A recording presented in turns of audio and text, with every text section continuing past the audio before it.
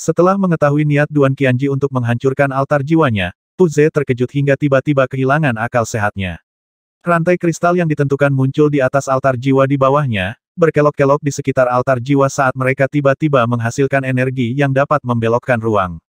Berbagai warna cahaya mulai mengalir dari tepi altar jiwa karena tampaknya mencoba melarikan diri ke dalam kehampaan dan melarikan diri dari kepulauan matahari terbenam. Apakah kamu benar-benar berpikir kamu bisa melarikan diri? Duan Qianji mencibir saat dia mengeluarkan penguasa batu giok tembus pandang dan menyerang ke arah altar jiwa Pu Ze. Penggaris batu giok itu panjangnya sekitar 1 tangan dan lebarnya 2 jari, memberikan penampilan yang sangat sembrono. Terlepas dari penampilan penguasa, seluruh tubuh Pu Ze bergetar saat penguasa turun menuju altar jiwa. Saat penguasa batu giok melewati ruang angkasa, Pu Ze dapat melihat riak yang berfluktuasi darinya karena banyak titik bercahaya yang tidak terlihat dengan mata terbuka muncul satu demi satu. Masing-masing bintik luminescen ini mewakili sebuah lubang di ruang angkasa. Karena munculnya lubang spasial ini dan pengaruhnya terhadap lingkungan Pu Ze, yang mencoba melarikan diri dengan teknik rahasia, tidak dapat melakukannya. Dengan turunnya penguasa batu giok ke arah Pu Ze juga mulai memiliki ruang gerak yang semakin berkurang. Bahkan seorang ahli seperti Pu Ze pasti akan merasa takut jika ruang di sekitar mereka mulai mengurung mereka seperti sangkar. Akhirnya, penguasa batu giok menghantam altar jiwa di bawah Pu Ze. Saat penguasa menyentuh altar jiwa kristal berwarna-warni seperti kaca, altar tiba-tiba mulai melepaskan jutaan demi jutaan garis cahaya cemerlang ke segala arah. Ini berlanjut selama beberapa detik sebelum sol altar kristal hancur menjadi pecahan kristal yang tak terhitung jumlahnya. Pecahan itu kemudian dimakan oleh lubang spasial yang tidak bisa dilihat Qin Lai. Adapun Pu Ze, penampilannya tiba-tiba menjadi sangat kuno, seolah-olah dia telah mengalami penuaan 1000 tahun hanya dalam beberapa saat terakhir. Karena kehancuran altar jiwanya, rambut Pu Ze telah memutih sepenuhnya, dan kulitnya menjadi kendor dan penuh kerutan seolah-olah dia tiba-tiba memasuki saat-saat terakhirnya. Sepertinya dia akan meninggal setiap saat. Altar jiwa adalah tempat energi jiwa seorang praktisi alam abadi akan terkonsentrasi dan disimpan. Bagi seorang praktisi alam abadi, penghancuran altar jiwa mereka lebih menakutkan daripada kematian itu sendiri. Kamu harus pergi, kata Duan Qianji sambil melambaikan tangannya dengan tidak sabar. Pu Ze tampak tak bernyawa saat matanya mendung. Sepertinya dia tidak dapat membedakan sekelilingnya saat dia mati-matian mencoba mengumpulkan energi roh yang dengan cepat meninggalkan tubuhnya. Tiba-tiba, tubuhnya bergetar saat matanya terbuka dan dia memelototi Duan Qianji, berteriak dengan suara serak dan tak berdaya, kamu sangat kejam. Menghancurkan altar jiwaku, kenapa kamu tidak langsung membunuhku saja? Nyah. Duan Qianji melambaikan tangannya. Serangkaian energi jiwa menelan Pu Ze, menyapunya sejauh puluhan ribu meter hanya dalam satu saat. Pu Ze dengan cepat menghilang dari pandangan mereka. Melapisi penguasa batu giok, Duan Qianji mengerutkan kening saat dia dengan kritis mengamati Qin Lai dan bertanya, jadi, kamu adalah anak laki-laki yang membebaskan binatang buas dari tanah es yang dalam, orang yang membantu mereka melarikan diri.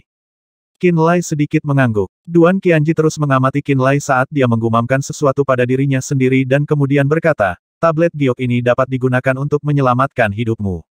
Selain itu, saya akan menjamin keselamatan Anda, tetapi hanya milik Anda.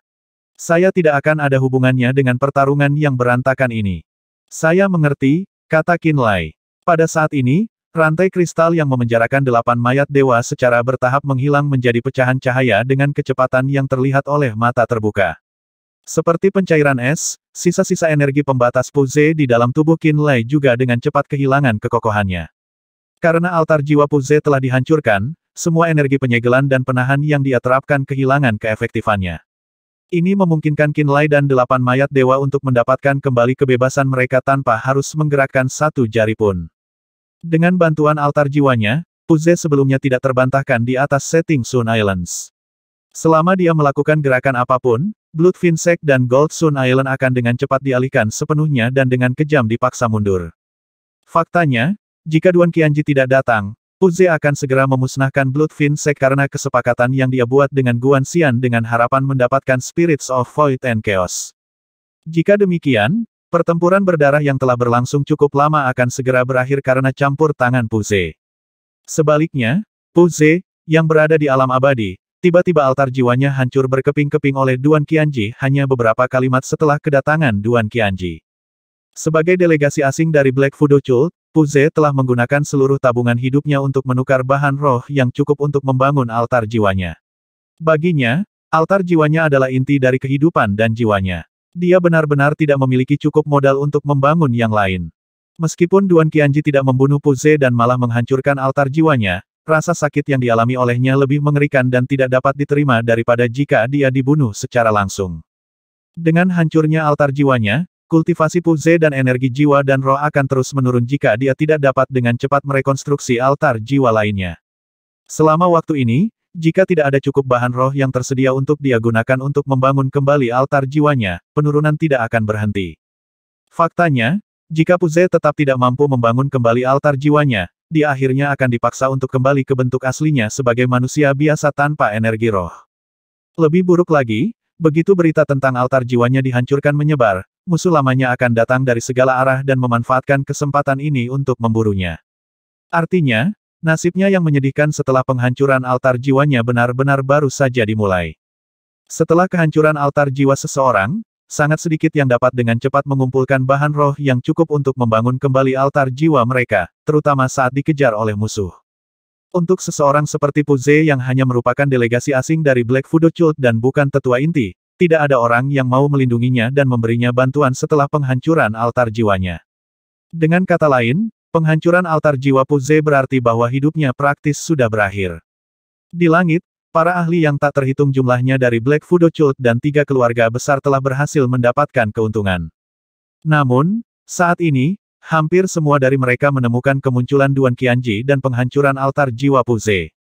Karena itu, Guan Xian, Xia Houqi, dan Su Zi semuanya sangat gugup dan tidak dapat fokus. Mereka semua khawatir Duan Qianji akan ikut campur. Yang mengejutkan mereka, Duan Qianji secara langsung menyatakan sikap dan niatnya setelah penghancuran altar jiwa Pu Ze. Dia hanya akan menjamin keselamatan Qin Lai. Hal ini menyebabkan Guan Xian dan yang lainnya diam-diam melepaskan nafas mereka. Mereka diam-diam mengamati sejenak lebih lama dan kemudian, hanya setelah menyimpulkan bahwa Duan Qianji benar-benar tidak berniat untuk bergabung dalam pertarungan, melanjutkan pertarungan berdarah mereka melawan Bloodfin Sect dan Gold Sun Island. Adapun Qin Lai, setelah mendapatkan kembali kebebasannya dan menerima janji dari Duan Qianji, dia tidak bisa menahan diri lagi saat dia menyaksikan para ahli pertempuran sengit dari Bloodfin Sect dan Gold Sun Island. Qin Lai mulai mengirim perintah pembunuhan ke mayat dewa sekali lagi. Melengkapi Astral Thunder Hammer-nya, dia sendiri juga bergabung. Dengan bantuan mayat dewa, Qin Lai melompat ke perahu 3 keluarga besar dan mulai bertarung melawan praktisi dari 3 keluarga besar bersama dengan praktisi Sekte Bloodfin dan Pulau Gold Sun. Dengan budidaya tahap akhir dari alam Nether Passage, 3 seni roh guntur, es, dan bumi, dan kekuatan darah, Qin Lai mulai membantai semua praktisi dari 3 keluarga besar di sekitarnya. Pecahan es yang tajam beterbangan saat gravitasi terus berubah dan guntur bergemuruh secara eksplosif sementara Qin Lai dengan mahir menggunakan dan mengubah antara 3 seni roh yang berbeda. Praktisi demi praktisi dengan kesal meninggal di tangan Qin Lai. Di antara praktisi kultivasi yang sama dengannya, dia tidak tertandingi. Belum lagi para praktisi di bawah alam Nether Passage, yang bahkan lebih sedikit dari lawan dan kebanyakan hanya satu tembakan. Bang! Setelah serangan sengit dari Astral Thunder Hammer, seorang praktisi Nether Passage tahap akhir dari keluarga Lin memiliki semua tulang di tubuhnya hancur saat darah menyembur tak terkendali keluar dari mulutnya, lubang hidung, dan lubang menganga di dadanya. Pria itu tewas seketika. Benar-benar berlumuran darah, Qin Lai seperti inkarnasi dewa pembantaian saat matanya berangsur-angsur memerah dan dia memburu musuh dengan Astral Thunder Hammer miliknya. Selain dia, lebih dari 15 prajurit telah terbunuh oleh palunya. Saat mereka berbaring di tanah, darah mereka perlahan merembes ke dalam dan menodai geladak. Wajah Duan Qianji acuh tak acuh, rambut peraknya berkibar di angkasa saat dia melayang di atas kapal dan dengan dingin melihat ke bawah seperti dewa yang mengawasi dari atas. Dia fokus mengamati semua tindakan Qin Lai. Jika ada prajurit di atas alam Nether Passage yang mengungkapkan niat membunuh terhadap Qin Lai dan menyerangnya, Duan Qianji akan sedikit mengganggu sejenak. Akibatnya, setiap kali seorang ahli dari Fulfillment Realm atau Fragmentation Realm hendak melukai Qin Lai, mereka akan menjadi linglung sampai mereka tiba-tiba memasuki kisaran praktisi Sekte Bloodfin yang sama kuatnya. Akibatnya, Qin Lai hanya dikepung dan diserang oleh lawan di atau di bawah Nether Passage Realm. Namun, karena jumlah tubuh di sekitar Qin Lai secara bertahap menumpuk dan semakin banyak praktisi Nether Passage Realm dengan mudah dibunuh oleh Qin Lai, bahkan Duan Qianji yang mengamati dengan dingin pun diam-diam terkejut. Dia menyadari bahwa meskipun Qinlai hanya memiliki kultivasi tahap akhir dari alam Nether Passage, kekuatan tempur yang dia tunjukkan jauh melampaui itu. Sepertinya aku bisa membuatnya lebih menarik, pikir Duan Qianji. Akibatnya, Duan Qianji sedikit melepaskan kendalinya atas dua pembudidaya keluarga Su dari alam pemenuhan awal dan membiarkan mereka memasuki medan pertempuran yang diduduki oleh Qinlai. Kedua pembudidaya keluarga Su menjadi gila saat melihat Qinlai dan tanah penuh dengan mayat di sekitarnya, yang banyak di antaranya mengenakan pakaian keluarga Su. Mereka segera menyerang Qinlai. Merasa sedikit lebih tertarik, Duan Qianji sepenuhnya fokus pada pertarungan di bawah. Dia ingin melihat apakah tahap akhir Nether Passage Realm Qinlai akan mampu melompati level dan bertarung melawan dua kultivator pada tahap awal dari Realm Pemenuhan setelah membunuh banyak praktisi dengan kultivasi yang sama. Dengan dua jari di tangan kirinya, dia menunjuk ke mahkota kedua prajurit Su dari jauh, siap untuk campur tangan secara paksa jika situasinya salah. Setelah beberapa menit, tubuhnya berlumuran darah, Qinlai mempertaruhkan nyawanya sendiri dan menderita luka di bahu dan perutnya sebagai ganti nyawa dua praktisi keluarga Su. Kerusakan yang disebabkan oleh dua luka itu akan mematikan bagi praktisi alam Nether Passage biasa, yang langsung menembus tubuh mereka dalam sekali jalan. Namun, senjata itu hanya menimbulkan luka daging dangkal pada Qinlai. Meskipun mereka berada pada tahap awal dari Realm Pemenuhan, dua praktisi dari keluarga Su kehilangan nyawa mereka begitu saja. Duan Qianji tanpa sadar menggerakkan bahunya, menyesuaikan postur tubuhnya. Matanya menjadi semakin dipenuhi dengan kegembiraan seolah-olah dia adalah seorang penjelajah yang telah menemukan benua baru. Melanjutkan dan seterusnya, dua praktisi Realm Pemenuhan awal lainnya sengaja diarahkan ke Qinlai oleh Duan Qianji. Kali ini, pertarungan berlangsung sekitar 15 menit. Pada akhirnya, dari dua praktisi yang telah dikirim, yang telah menguasai penekan jiwa merokok dari lubangnya saat ia meninggal setelah penghancuran jiwa sejatinya oleh sambaran petir berulang kali. Praktisi lain tewas dalam perkelahian langsung setelah lehernya patah oleh jari Qinlai. Adapun Qinlai, dia kehilangan sepotong besar kulit di kaki kanannya dan memiliki lubang seukuran jari berdarah di dada kanannya. Mengesankan, sangat mengesankan. Mata Duan Qianji lebih cerah dari sebelumnya. Setelah itu, tiga praktisi Realm Pemenuhan tahap awal dari tiga keluarga besar dimanipulasi untuk muncul di samping Qinlai lagi. Kali ini, pertarungan berlangsung selama setengah jam penuh. Tiga praktisi Realm Pemenuhan tahap awal semuanya dibunuh oleh Qinlai seperti yang sebelumnya, tulang mereka benar-benar hancur. Adapun Qinlai, banyak luka baru muncul di atas tubuhnya. Dia jatuh ke tanah, lemas dan memar di sekujur tubuhnya saat dia mulai bernapas dengan berat. Dari kejauhan, dia tampak seperti binatang buas yang berlumuran darah segar. Selama ini, Duan Qianji tetap diam saat dia melihat Qinlai, kekaguman di matanya menjadi semakin jelas. Nama Duan Qianji hanya tersebar di kalangan ahli sejati. Siapapun yang pernah mendengar nama ini adalah orang yang memiliki reputasi baik di Land of Chaos yang tidak bisa dianggap enteng. Legenda Duan Qianji juga merupakan jejak sejarah berdarah. Pria ini terkenal karena kehausannya akan pertempuran. Sejak dia mulai berkultivasi, Duan Qianji terus-menerus menantang praktisi bela diri di levelnya atau lebih tinggi. Tujuannya adalah untuk mengumpulkan kekuatan dan pengalaman melalui pertempuran berdarah, dan dia mampu menembus batasnya lagi dan lagi untuk mencapai ketinggian yang sama sekali baru. Setiap kali dia mencapai ranah baru, Duan Qianji akan menantang beberapa lusin praktisi bela diri terkenal untuk bertempur. Jumlah praktisi bela diri yang menderita luka parah atau meninggal dengan kematian yang mengerikan di tangannya tidak terhitung jumlahnya.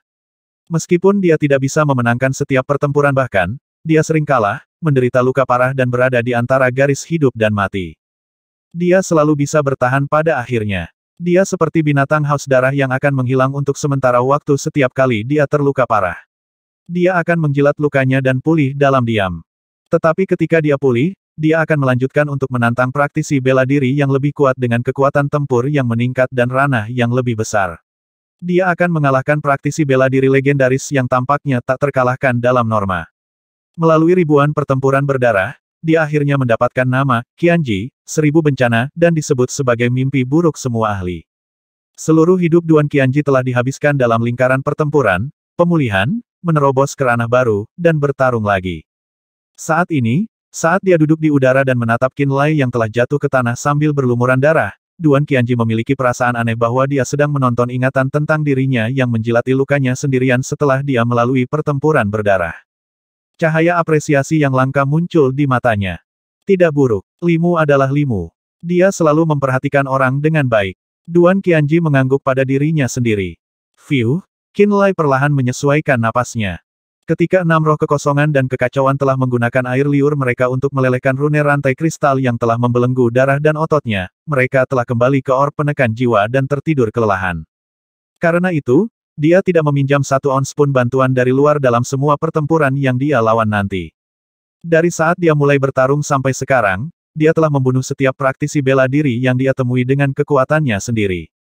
Setelah pertempuran terakhir itu, dia telah menghabiskan hampir 80% energi roh di lautan roh dantiannya, dan dia juga hampir menggunakan semua kekuatan dalam darahnya. Seorang praktisi bela diri Nether Passage Realm bukanlah apa-apa baginya.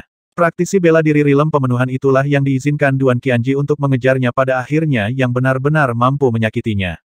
3 gelombang ahli Realm pemenuhan telah datang satu demi satu tanpa banyak jeda di antaranya. Dia bahkan tidak diizinkan untuk beristirahat sejenak dan mengatur pernapasannya, dan dia benar-benar merasa seperti akan menghabiskan seluruh energinya. Saat ini, Duan Qianji belum mengatur lebih banyak ahli untuk mengejarnya saat dia tetap diam. Dia telah memperoleh momen istirahat yang sangat langka.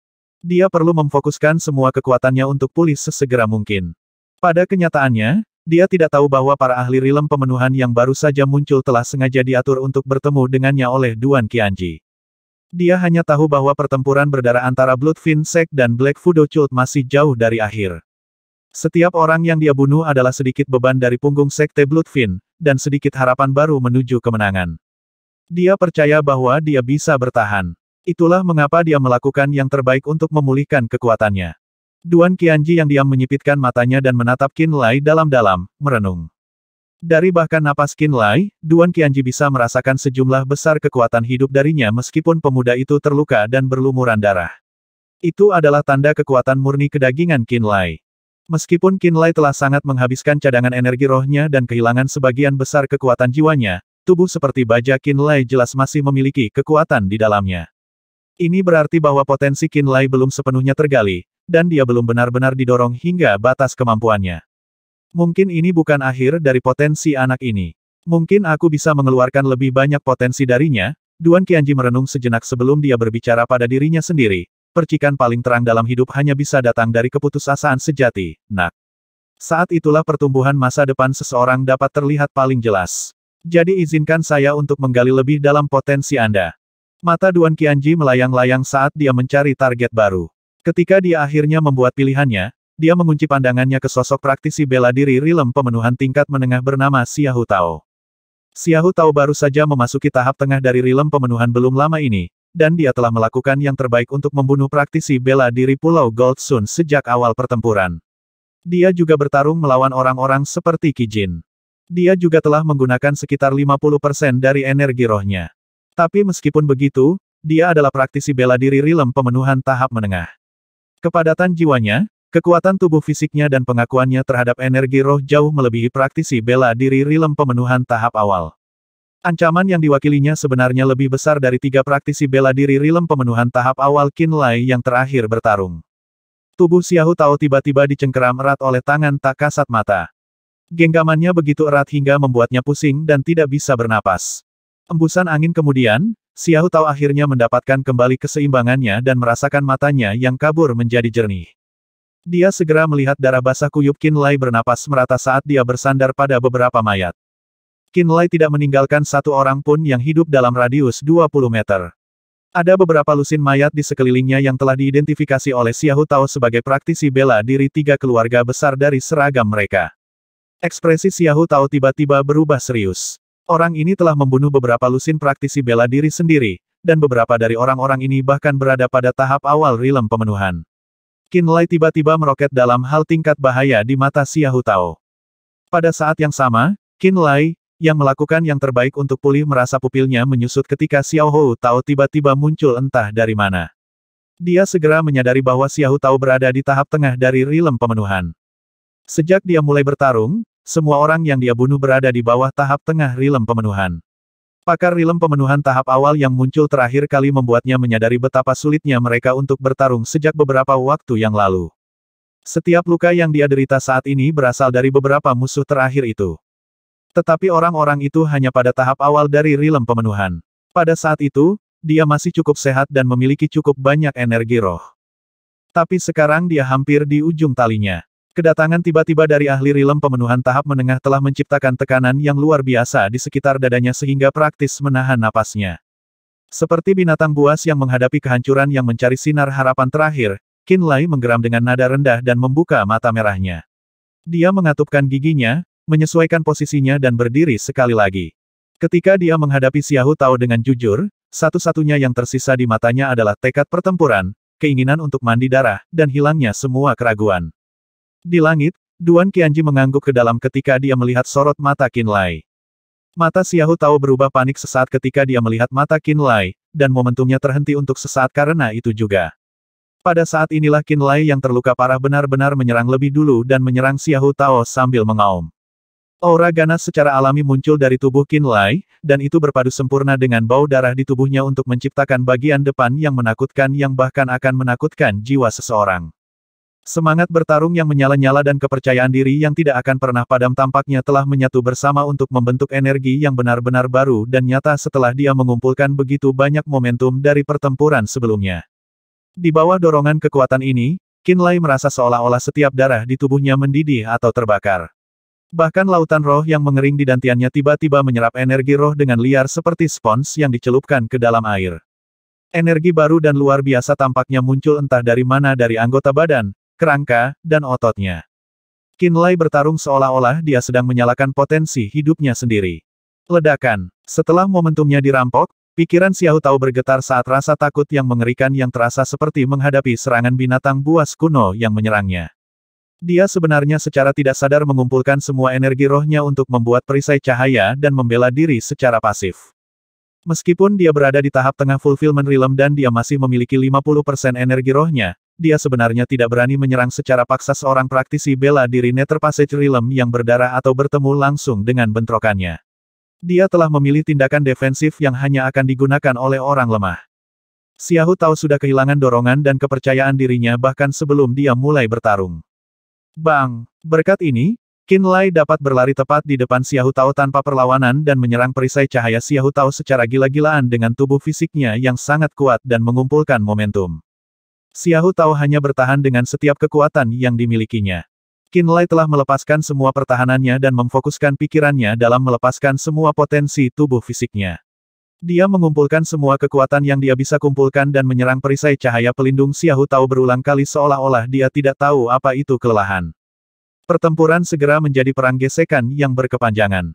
Itu adalah pertempuran antara keinginan dan jumlah energi roh. Perisai cahaya Xiahou Tao dihancurkan oleh guntur yang tak henti-hentinya, kilat berenang, bilah es yang hancur, cahaya pelangi yang mengejutkan, dan ular berdarah tak kenal takut yang diciptakan dari darah Qin Lai, menyerbu ke arahnya lagi dan lagi. Waktu berlalu detik demi detik. Energi roh Xiahou Tao berangsur-angsur habis karena mereka semua digunakan untuk memperkuat perisai cahayanya dan mempertahankan diri dari serangan tak berujung Qin Lai. Terkadang, energi roh Qin Lai jelas tidak terlalu kuat, dan terkadang Qin Lai hanya menyerangnya dengan tubuh fisiknya. Tapi Xiahou Tao terus bertahan dengan pasif. Ketika retakan pertama muncul di perisai cahaya, ketika perisai cahaya akhirnya hancur, dan ketika Qin Lai dan Xiahou Tao akhirnya berdiri dalam beberapa inci satu sama lain, Duan Qianji tahu bahwa Qin Lai telah menang lagi. Itu karena dia tahu betapa menakutkannya Qin Lai dalam pertempuran jarak dekat. Benar saja, begitu perisai cahaya pelindung Xiahou Tao meledak, Qin Lai segera menabrak dadanya seperti kereta perang baja. Xiahou Tao langsung terbang mundur sambil berlumuran darah. Petir kecil dan padat melilit tubuh Xiahou Tao seperti tali saat guntur menggelegar dan serpihan es juga menyembur dari permukaan kulitnya. Perubahan gravitasi yang tiba-tiba menyebabkan tubuh Xiahou Tao terbanting keras ke tanah. Bang! Tulang Xiahou Tao hancur karena benturan. Dia berdarah gila setelah dia menyentuh tanah. Qin Lai sendiri terluka di sekujur tubuh dan berdarah-darah. Dia tampak seperti telah menghabiskan setiap ons energi di tubuhnya dan tidak mampu berdiri dengan mantap. Namun, aura ganas muncul dari setiap pori-pori di tubuhnya. Merasakan darahnya mendidih, Qin Lai menahan rasa sakit yang menusuk setiap inci tubuhnya dan mengatupkan giginya erat-erat. Dia fokus untuk merasakan perubahan kecil di tubuhnya. Gak lem, darahnya mendidih seperti gunung berapi meletus. Energi baru sepertinya muncul di setiap tetes darahnya. Letusan energi yang baru lahir ini tampaknya mendorong hidupnya untuk berkembang lebih jauh. Rasa sakit menusuk tubuhnya seperti kilat yang terus-menerus membuat tubuh fisiknya marah. Gumpalan awan roh tipis mengembun menjadi pusaran air dan beredar liar di dalam dantiannya yang sudah lama habis. Energi roh yang hadir di setiap inci dunia melonjak di dalam dirinya seolah-olah mereka tertarik oleh kekuatan yang kuat. Dalam sekejap mata, energi roh berbentuk kabut melonjak ke arahnya dan mengalir liar ke laut roh dantiannya melalui pori-porinya. Energi roh yang terkuras di dalam lautan rohnya perlahan diisi ulang. Perasaan kekuatannya kembali kepadanya begitu indah sehingga dia hampir berteriak kesenangan. Itu adalah perasaan yang sangat luar biasa. Itu seperti seorang musafir yang kehausan yang menemukan oasis setelah terjebak di gurun. Atau seperti seorang pria yang melihat makanan lezat yang tak terhitung jumlahnya setelah kelaparan selama 100 tahun dan melahap semuanya seperti orang gila. Istana kelahiran hanya akan menyerap energi roh dunia dengan efisiensi tinggi yang tidak normal ketika lautan roh dantian benar-benar habis tanpa sedikit energi roh di dalamnya. Suara acuh tak acuh Duan Qianji terdengar dari atas langit, tubuh manusia adalah harta terbesar dan paling misterius di dunia.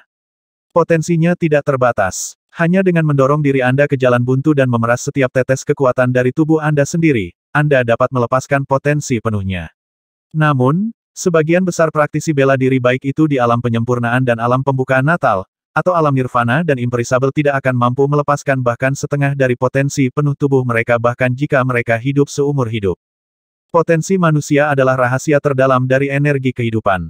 Mereka yang bisa merasakan dan menggunakannya sangat sedikit. Duan Qianji berkata dengan tatapan bangga, para praktisi bela diri yang mampu mengeluarkan potensi mereka lagi dan benar-benar melepaskan mereka sebagai kekuatan tempur semuanya adalah ahli terhormat tidak peduli ketinggian wilayah mereka. Qin Lai bergetar. Tubuhnya yang goyah perlahan-lahan menjadi stabil saat dia mendengarkan ajaran sepenuh hati Duan Qianji dengan penuh perhatian dan memeriksa bagian dalam tubuhnya sendiri. Yang mengejutkan, dia menemukan bahwa tubuhnya tidak seburuk yang dia kira meskipun dia seharusnya benar-benar kelelahan dan pingsan setelah semua pertempuran ini. Darahnya bersirkulasi dengan liar, dan lautan roh dantiannya menyerap energi roh dengan kecepatan yang gila. Bahkan energi jiwa yang paling sulit untuk dipulihkan perlahan-lahan meregenerasi dirinya sendiri karena pikirannya damai. Tampaknya ada energi tak terlihat yang tumbuh di antara kulit dan dagingnya, bertindak sebagai katalis yang mendorong tubuhnya yang gemetar untuk berevolusi pada tingkat biologis. Dia tidak tahu apa yang terjadi, dia juga tidak tahu apa yang membuat kelainan itu terjadi. Tapi dia tahu bahwa dia menyublim dan berevolusi secara penuh melalui metode tertentu. Pada saat inilah, Duan Qianji tiba-tiba turun dari langit. Tangan kirinya bergerak ke bawah dan berbaring dengan lembut di atas kepala Qin Lai. Dia berkata dengan tenang, "Aku merasa cukup baik hari ini, jadi aku akan mengajarimu seni tertentu. Saya telah membuatnya sendiri dan menyebutnya, Limit Sublimation Art. Saya hanya akan memandu aliran energi di dalam tubuh Anda satu kali. Terserah Anda seberapa banyak Anda bisa belajar." Ketika dia selesai, sulur energi misterius yang tak terhitung jumlahnya langsung memenuhi seluruh tubuh Qin Lai seperti penyebaran listrik. Qin Lai tiba-tiba mulai mengejang saat mati rasa dan rasa sakit yang tak terkatakan datang dari setiap pori-pori tubuhnya. Dia hampir pingsan karenanya. Dia menahan rasa sakit dan mengabaikan darah yang keluar dari sudut mulutnya saat dia bernafas. Dia menarik napas dalam-dalam dan bekerja keras untuk merasakan perubahan terkecil yang terjadi di dalam tubuhnya. Seni sublimasi batas ini hanya dapat dieksekusi pada saat-saat seperti ini ketika energi fisik, energi jiwa, dan energi rohmu hampir habis sepenuhnya. Anda dapat menggunakan ini untuk mengembangkan potensi Anda dan mengembangkan diri Anda sendiri. Seru Duan Qianji saat kata-katanya memasuki pikiran Qin Lai seperti kata-kata pencerahan. Sulur renang yang tak terhitung jumlahnya mengamuk di dalam tubuh Qin Lai seperti meteor yang lewat. Ketika Qin Lai melihat ke dalam tubuhnya dengan kesadaran jiwanya, dia terkejut menemukan bahwa meteor seperti sulur telah membentuk apa yang tampak seperti sungai bintang di dalam setiap sudut tubuhnya, dan beredar melalui metode misterius yang berisi hukum tertentu. Dunia. Pikirannya bergetar, dan Qin Lai merasa seolah-olah jiwanya telah lolos dari tubuh fananya dan masuk ke sungai bintang yang luas. Dia memiliki perasaan aneh bahwa dia telah berubah menjadi gumpalan jiwa dan sedang menyaksikan evolusi dunia. Cahaya yang tak terhitung jumlahnya melintas di pupilnya saat sajak yang dalam dan mendalam muncul dari matanya. Dia melakukan yang terbaik untuk mempelajari pengalaman itu. Tapi Duan Qianji telah menarik tangannya sejak lama. Duan Qianji memiliki rambut perak yang menyentuh bahunya. Saat ini, dia berdiri di depan Qin Lai dan mengerutkan kening padanya, merenung. Di sekitar mereka, para praktisi bela diri dari 3 keluarga besar, Bloodfin Sect dan Gold Sun Island masih saling bertarung dengan sengit. Orang-orang sekarat setiap saat. Namun, Tidak ada yang berani melangkah ke area dalam jarak 100 meter dari tempat Duan Qianji berada. Pertempuran berdarah itu terjebak dalam jalan buntu. Kultus Fudo Hitam tidak bisa mendapatkan keuntungan yang menentukan setelah altar jiwa Pu Ze hancur. Blood Finsect dan Gold Sun Island juga tidak dapat menampilkan kartu truf yang mengejutkan. Jika tidak ada yang terjadi, maka kebuntuan ini mungkin berlangsung selama 1 atau 2 hari. Pada saat inilah sebuah kapal berbentuk kelabang 100 kaki secara bertahap muncul dari kedalaman awan. Banyak bendera unik untuk Black Fudo Cult berkibar di udara karena banyak praktisi bela diri berjubah hitam yang kuat pada artefak roh terbang berbentuk kelabang muncul. Gong Ye King yang gemuk dan Gong Ye Zuo yang kurus muncul di kelabang itu. Saat mereka muncul, mereka segera menatap Duan Qianji. Mereka tidak pernah berhenti untuk melihat orang lain di antara Blood Finsect, Gold Sun Island atau bahkan pada 8 mayat dewa. Duan Qianji, saudara laki-laki Gong Ye berteriak serempak. Mereka melambaikan tangan dan menghentikan murid-murid mereka dari bertindak sementara. Kemudian, mereka menuju Duan Qianji pada saat pertama. Duan Qianji, kenapa kamu muncul? Gong Ye King menarik napas dan bertanya dengan serius, mengapa kamu muncul? Saya berutang budi pada anak ini, dan saya di sini untuk melindungi hidupnya. Itu semuanya. Duan Qianji berkata dengan dingin. Apakah itu benar-benar semua? Gong Ye Zuo bertanya dengan serius. Duan Qianji mengangguk dan mengulangi dengan tidak sabar, itu saja. Saudara-saudara Gong Ye saling bertukar pandang dan menghela nafas lega. Mereka berdua menghitung bintang keberuntungan mereka bahwa Duan Qianji tidak akan menjadi penghalang. Sebenarnya, anak ini tidak mungkin mati entah kamu muncul atau tidak. Nenek moyang Terminator telah mengirimi kami kabar bahwa anak ini adalah murid langsungnya. Dia jelas ingin melindungi hidupnya. Gong Ye Zuo tertawa. Oh, Duan Qianji mengerutkan kening dan melirik Qin Lai, dia terkait dengan monster tua itu juga. Tidak juga, mengetahui bahwa Duan Qianji tidak ada di sini untuk membantu Blood Finsect, Gong Ye Zuo tampak sangat santai saat dia menjelaskan, saya mendengar bahwa monster tua itu menemukan bakatnya dalam hal guntur dan kilat, dan merasa ingin membawanya masuk, dan membesarkannya sebagai murid langsung. Duan Qianji, dikabarkan di luar bahwa kamu akan menantang monster tua akhir-akhir ini. Apakah itu benar atau tidak? Gong Ye King bertanya dengan serius. Saat dia mengatakan ini, bahkan Gong Ye Zuo menatap Duan Qianji dengan ekspresi penuh harap dan serius. Mereka berdua tahu betapa menakutkannya Duan Qianji. Duan Qianji tidak menantang banyak orang dalam 10 tahun terakhir. Itu bukan karena sifatnya telah berubah dan dia tidak kecanduan pertempuran seperti sebelumnya, tetapi karena semakin sedikit lawan yang layak mendapat tantangan. Banyak orang tahu bahwa lawan terakhir yang ditantang Duan Qianji adalah pedang surgawi ke-6 dari Gunung Pedang Surgawi, Limu. Tidak seorang pun kecuali Limu dan Duan Qianji sendiri yang tahu siapa hasil dari pertempuran itu. Apa yang mereka hanya tahu adalah bahwa Limu dan Duan Qianji telah menjadi teman dekat setelah itu, meskipun mereka belum pernah bertemu satu sama lain sebelum pertempuran. Tidak lama setelah itu, Duan Qianji terdiam sekali lagi sementara Limu menghilang dari tanah kekacauan. Dia tampaknya telah pergi ke benua Scarlet Tide dan hidup dalam pengasingan. Ketika Duan Qianji muncul sekali lagi, terus-menerus dikabarkan di dunia luar bahwa dia telah tumbuh jauh lebih kuat sejak pertempurannya melawan Limu. Mereka mengatakan bahwa dia telah membangun lapisan baru pada altar jiwanya dan mencapai tahap akhir dari alam abadi. Mereka juga mengatakan bahwa target berikutnya mungkin adalah praktisi bela diri nomor 1 di tanah kekacauan, Forefather Terminator sendiri. Nenek moyang Terminator Nanzengtian adalah gunung raksasa yang menjulang tinggi yang hampir tidak dapat diatasi oleh semua ahli puncak di tanah kekacauan. Selama 500 tahun terakhir, Nanzengtian telah membuktikan kepada dunia dominasinya melalui banyak pertempuran berdarah dan ekspansi berdarah dari Sekte Terminator.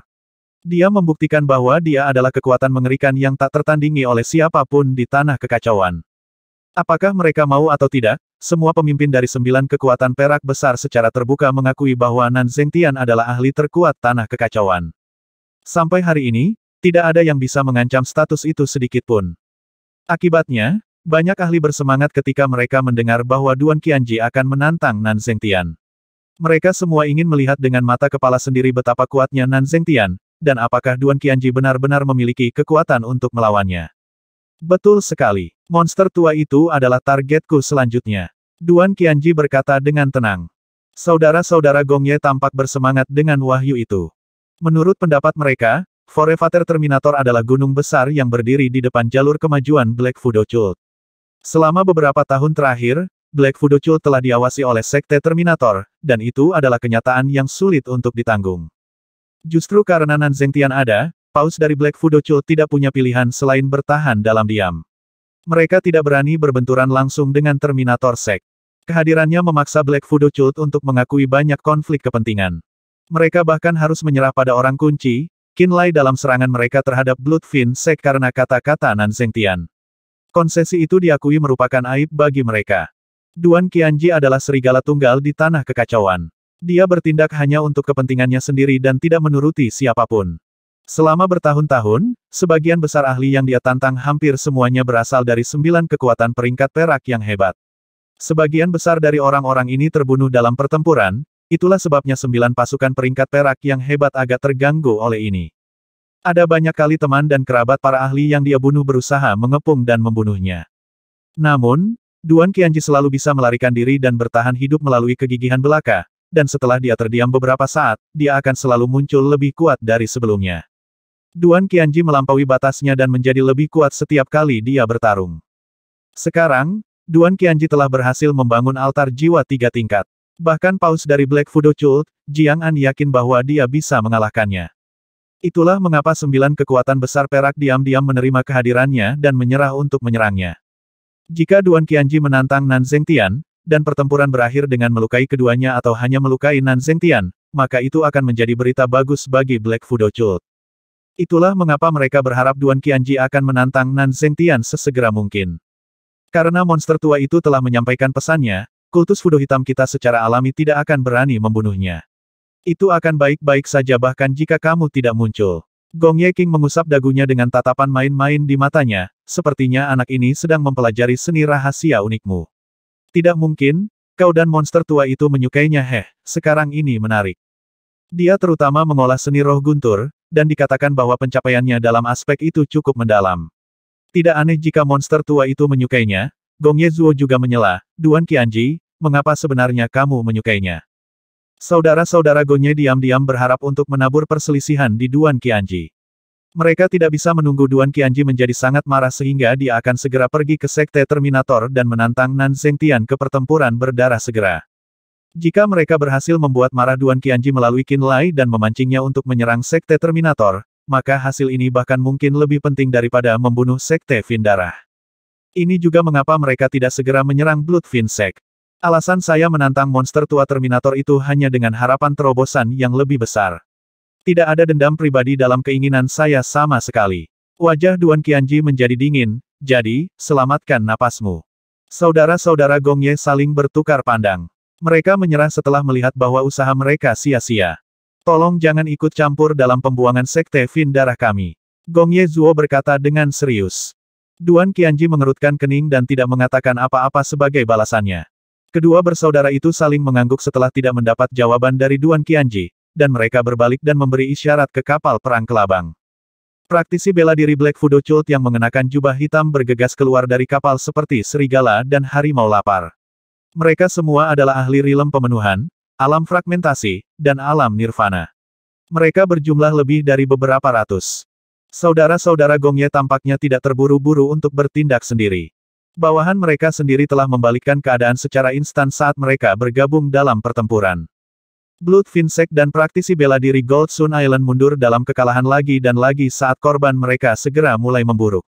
Bahkan tanpa campur tangan kedua saudara itu, pertempuran ini akan berakhir dalam waktu singkat. Ini karena murid Black Fudo Cult yang datang terlambat semuanya ahli yang mampu menguasai seluruh area dengan kekuatan tempur mereka yang luar biasa. Ini tidak menyebutkan bahwa mereka juga membawa segerombolan serangga Fudo lainnya. Duan Qianji mengabaikan serangan Black Fudo Cult terhadap Bloodfin Sect dan Gold Sun Island. Dia hanya mengawasi Qin Lai di sampingnya dengan pupil gelap. Waktu berlalu perlahan. Tiba-tiba, Duan Qianji melihat ke arah yang berlawanan di mana kapal perang kelabang Black Fudo Cult mengambang. Sedikit kejutan muncul di matanya yang dalam dan gelap. Bendera perang berdarah yang dicat dengan lambang genangan darah tiba-tiba memasuki mata semua orang. Kemudian, warna darah yang kental membanjiri mereka. Keras, lolongan tidak manusiawi terdengar dari dalam warna berdarah. Banyak tokoh bela diri berjubah darah dengan mata yang bersinar dengan cahaya berdarah menyerang musuh mereka seperti hantu neraka. Mereka memukul dada mereka dan meraung tanpa henti saat rambut mulai tumbuh dari tubuh mereka. Mereka tampak seperti banyak iblis darah yang haus darah.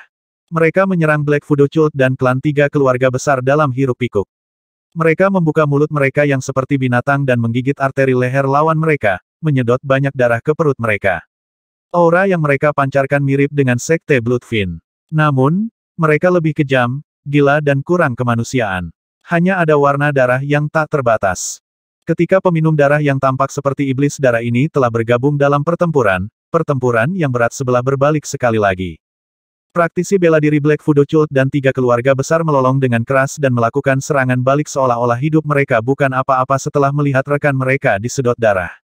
Namun, serangan balik mereka jelas kurang dibandingkan dengan peminum darah yang tidak manusiawi ini.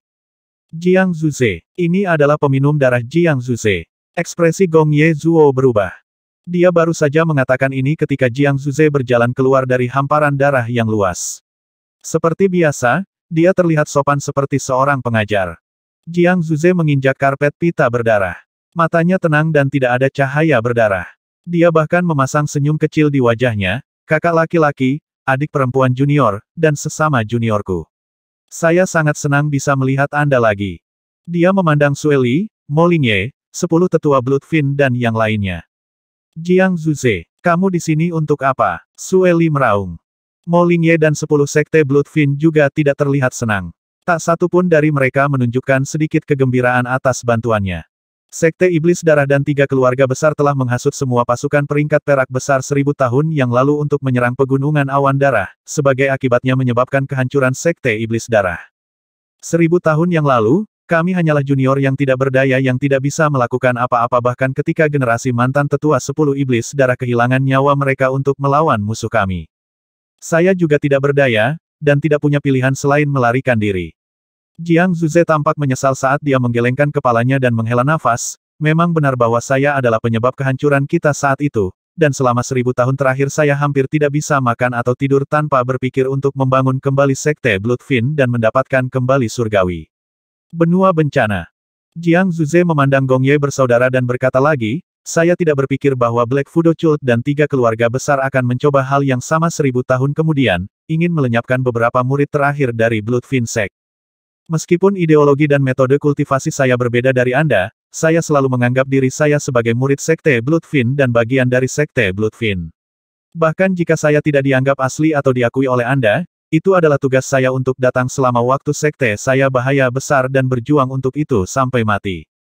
Jiang Zuze, alasan Sekte Bloodfiend menjadi seperti ini adalah karena kamu. Mo Lingye mendongak dan berkata, pemusnahan Sekte Bloodfiend adalah salahku. Anehnya, Jiang Zuze tidak membantah tuduhannya, tetapi saya tidak percaya bahwa saya salah dalam ideologi kultivasi saya. Dunia ini dibuat oleh hukum rimba. Menurut pendapat saya, baik kejahatan atau kebaikan dapat diterima selama mereka dapat digunakan untuk memperkuat Sekte Iblis Darah dan membantunya mendominasi dunia. Apa yang saya pertahankan, cari, dan usahakan sebenarnya sama persis dengan cita-cita Anda. Hanya saja kami telah memilih cara yang berbeda untuk mencapainya. Aku tahu tidak ada yang bisa mengubah pikiranmu. Mo Lingye menghela nafas pelan dan menggelengkan kepalanya. Dia tidak lagi mengatakan apa-apa. Sebenarnya tidak penting jika kamu bisa memahami atau mengakuiku. Jiang Zuze tersenyum dan berkata, yang penting adalah Sekte Bloodfiend setidaknya membutuhkanku hari ini.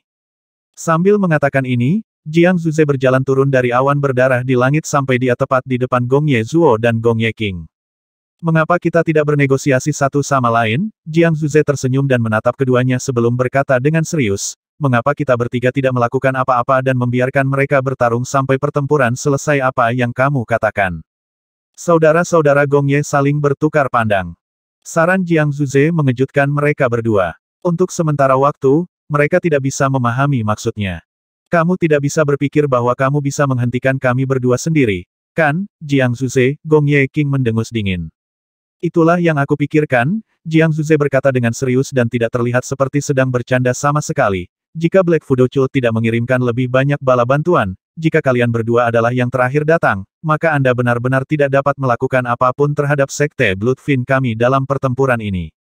Jika itu masalahnya, maka Anda sebaiknya mengungsi sekarang dan meninggalkan kentang goreng kecil yang merupakan tiga keluarga besar untuk saya. Bagaimana menurutmu? Jiang Zuze, apakah kamu benar-benar berpikir bahwa Sekte Iblis Darah masih seperti 1000 tahun yang lalu? Gong Ye Zuo mengerutkan kening. Bukankah kita? Jiang Zuze membalas secara alami. Saya bertanya padamu. Wajah Gong Ye Zuo perlahan menjadi dingin. Ini karena peminum darah Jiang Zuze telah menyebabkan banyak korban di antara murid-murid Black Fudo Cult saat mereka berbicara dengan Jiang Zuze. Yang disebut peminum darah ini dapat dengan mudah berubah menjadi iblis darah dan menyebabkan kekuatan fisik mereka meningkat berlipat ganda. Itu mirip dengan seni rahasia, manifestasi binatang, dari Gunung 10.000 Binatang. Setelah mereka berubah menjadi iblis darah, kekuatan tempur peminum darah dengan cepat meningkat. Mereka seperti mesin pembunuh yang tidak mengenal lelah. Hal yang paling menakutkan adalah bahwa peminum darah ini dapat dengan cepat mengisi kembali kekuatan mereka begitu mereka membunuh lawan mereka dan menghabiskan darah mereka. Ini berarti bahwa mereka dapat terus mengisi kembali kekuatan mereka selama mereka terus membunuh, dan energi roh mereka tidak akan pernah kering. Selain itu, peminum darah ini entah bagaimana bisa mengabaikan racun Fudo yang efektif pada sekte Bloodfin dan praktisi bela diri Pulau Gold Sun sepenuhnya.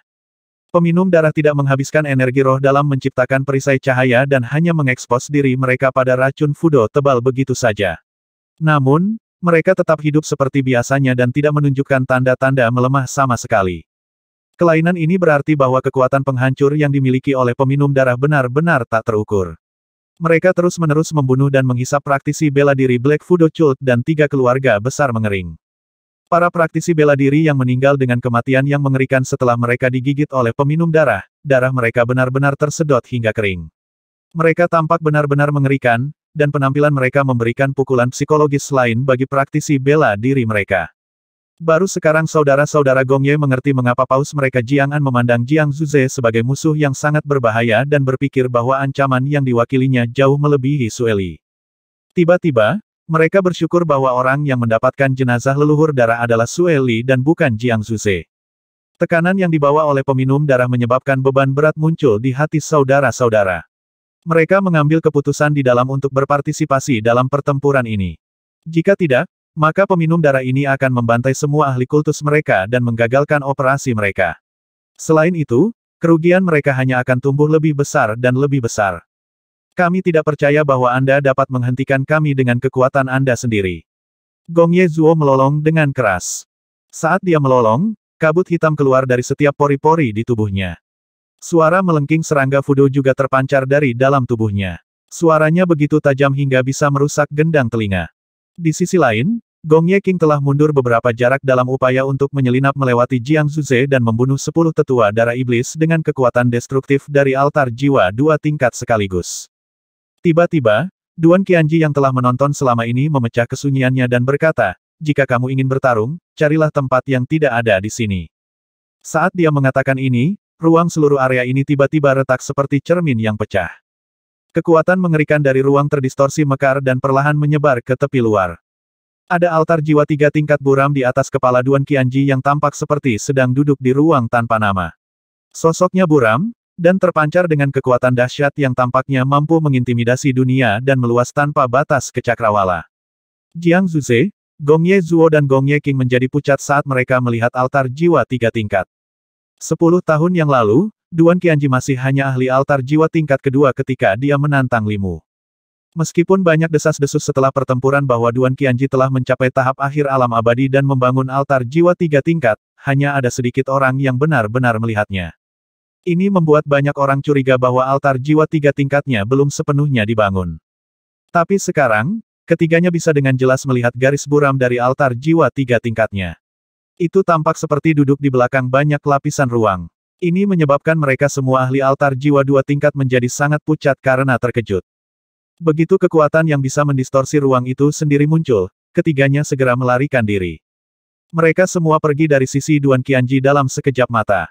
Duan Qianji mendengus dan menarik kekuatannya. Ruang retak pulih seolah-olah tangan ajaib telah menjahitnya kembali normal. Duan Qianji mengerutkan kening dan berbalik untuk melihat Qin Lai, "Apakah kamu sudah bangun?" "Ya, aku baru saja melakukannya." Qin Lai mengangguk dan membungkuk sedikit ke depan, berterima kasih padanya, "Terima kasih atas ajaranmu, senior." Qin Lai telah mengetahui bahwa seni roh Duan Qianji terkait dengan ruang. Dikatakan bahwa kekuatan luar angkasa adalah kekuatan paling misterius dan sulit dipahami di dunia. Fakta bahwa Duan Qianji dapat melintasi lebih dari puluhan ribu kilometer melalui token batu giok kecil menunjukkan seberapa dalam dia telah mempelajari kekuatan luar angkasa. Kekuatan ruang dan kekuatan altar jiwa 3 tingkat begitu menakutkan sehingga bahkan Jiang Zuze dan saudara-saudara Gong Ye hanya bisa menghindarinya. Qin Lai akhirnya mengerti mengapa Limu mengatakan bahwa Duan Qianji dapat membantunya menyelesaikan semua masalah yang mungkin dia hadapi suatu saat ketika dia memberikan token giok kepadanya. Kamu tahu Forevator Terminator? Duan Qianji tiba-tiba menatapnya dalam-dalam. Tidak, aku tidak mengenalnya. Qin Lai menggelengkan kepalanya. Duan Qianji berpikir sejenak sebelum berkata, bahkan jika Forevator Terminator akan membelamu, aku masih akan berasumsi bahwa kamu telah menggunakan kesempatanmu. Setelah masalah ini selesai, saya tidak lagi berhutang budi kepada Anda. Saya mengerti, kata Qin Lai. Seberapa jauh kamu sudah masuk ke dalam limit Sublimation Art? Duan Qianji bertanya lagi. Saya telah mempelajari beberapa hal, tetapi seni itu tidak dapat beredar lagi setelah energi roh dan energi jiwa saya pulih menjadi setengahnya. Qin Lai menjawab dengan jujur. Itu wajar, Duan Qianji mengangguk, seni sublimasi batas hanya memaksa keluar semua potensi Anda, dan itu hanya dapat dieksekusi ketika energi roh dan energi jiwa Anda habis atau hampir habis. Begitulah cara terus-menerus memeras potensi Anda untuk menyublim diri sendiri. Setelah periode telah berlalu dan tubuh Anda telah pulih, kemalasan tubuh manusia akan muncul kembali sekali lagi. Secara alami, seni akan kehilangan efeknya. Qin Lai mendengarkan dengan serius dan penuh hormat bimbingan Duan Qianji. Dia takut melewatkan satu kata pun. Seni sublimasi batas ini mungkin berguna bagimu, tetapi mungkin juga tidak berguna bagimu. Anda mungkin tidak akan mengalami situasi di mana Anda terlalu sering menghabiskan kekuatan Anda seperti ini, kata Duan Qianji dengan acuh tak acuh, jika itu masalahnya, maka seni sublimasi batas tidak akan terlalu berguna. Saya akan mencoba dan memaksa diri saya ke jalan buntu di masa depan, kata Qin Lai serius. Duan Qianji menatapnya dalam-dalam sebelum dia mengungkapkan sedikit pandangan menilai dan berkata, itu bagus. Aku telah memulihkan sebagian kekuatanku. Saat ini adalah waktu terbaik untuk mengeluarkan potensi saya. Qin Lai mengertakkan gigi dan menyerbu ke tempat di mana 3 praktisi bela diri keluarga besar berkumpul. Dia bahkan tidak repot-repot mengobati berbagai luka di tubuhnya. Mata Duan Qianji tiba-tiba berbinar kagum. Dia mengangguk di dalam dan memujinya dengan lembut, anak yang baik. Qin Lai tiba-tiba mengumpulkan energi rohnya. Dengan satu pemikiran, kekuatan yang terkumpul di dalam lautan roh dan tiannya segera mengalir ke anggota tubuhnya melalui otot dan pembuluh darahnya. Mereka merasa seperti air laut yang mengalir di banyak parit yang dalam ke segala arah. Dia dapat dengan jelas merasakan bahwa sirkulasi energi rohnya telah tumbuh sedikit lebih cepat setelah beberapa saat berkultivasi menggunakan seni sublimasi batas. Wahyu ini mengejutkan Qin Lai. Dia tahu betul bahwa kemampuan untuk memunculkan energi roh secara instan berarti dia bisa membuat perisai cahaya lebih cepat untuk melindungi dirinya dari serangan fatal. Itu juga berarti dia bisa mengeksekusi teknik roh lebih cepat untuk melukai musuhnya dan bergerak lebih cepat. Ada banyak kesempatan di mana kecepatan yang lebih besar berarti kekuatan yang lebih besar. Dia memperhatikan betapa indahnya seni sublimasi batas melalui perubahan kecil ini. Dia tahu betapa bergunanya seni rahasia unik milik Duan Qianji ini bagi pertumbuhan seorang praktisi bela diri jika itu bisa terus-menerus memeras potensinya dan mengembangkan seluruh keberadaannya. Itu akan lebih berharga bahkan jika token giok ini hanya ditukar dengan satu seni sublimasi batas. Qin Lai. Teriakan Lian Rou datang dari jauh. Qin Lai tidak bisa menahan diri untuk tidak melihat ke arah suara itu. Song Tingyu, Xie Jingxuan dan Tang Siki dan yang lainnya semuanya berada di sebuah pulau kecil di mana racun Fudo tidak lagi ada. Mo Hai, Feng Rong, Lang Xie dan Yi Yuan juga ada di sana bertarung melawan serangan ganas dari 3 keluarga besar dengan praktisi bela diri benua Scarlet Tide lainnya. Itu adalah pertahanan yang sulit. Ada banyak serangga Fudo Black Fudo Cult yang melolong di udara dan bekerja sama dengan 3 keluarga besar di pulau itu. Para praktisi bela diri tombak darah telah berkumpul sebagai satu kelompok di bawah komando Lang Xie dan melindungi Mo Hai, Lian Rou dan Tang Siki.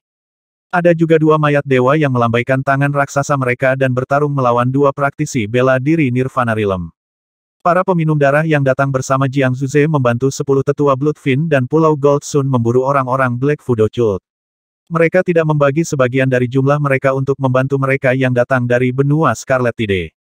Orang-orang iblis darah itu belum datang untuk membantu kita. Panggil beberapa mayat dewa untuk membantu kami, cepat. Lian Rou buru-buru berteriak setelah melihat bahwa dia memperhatikan.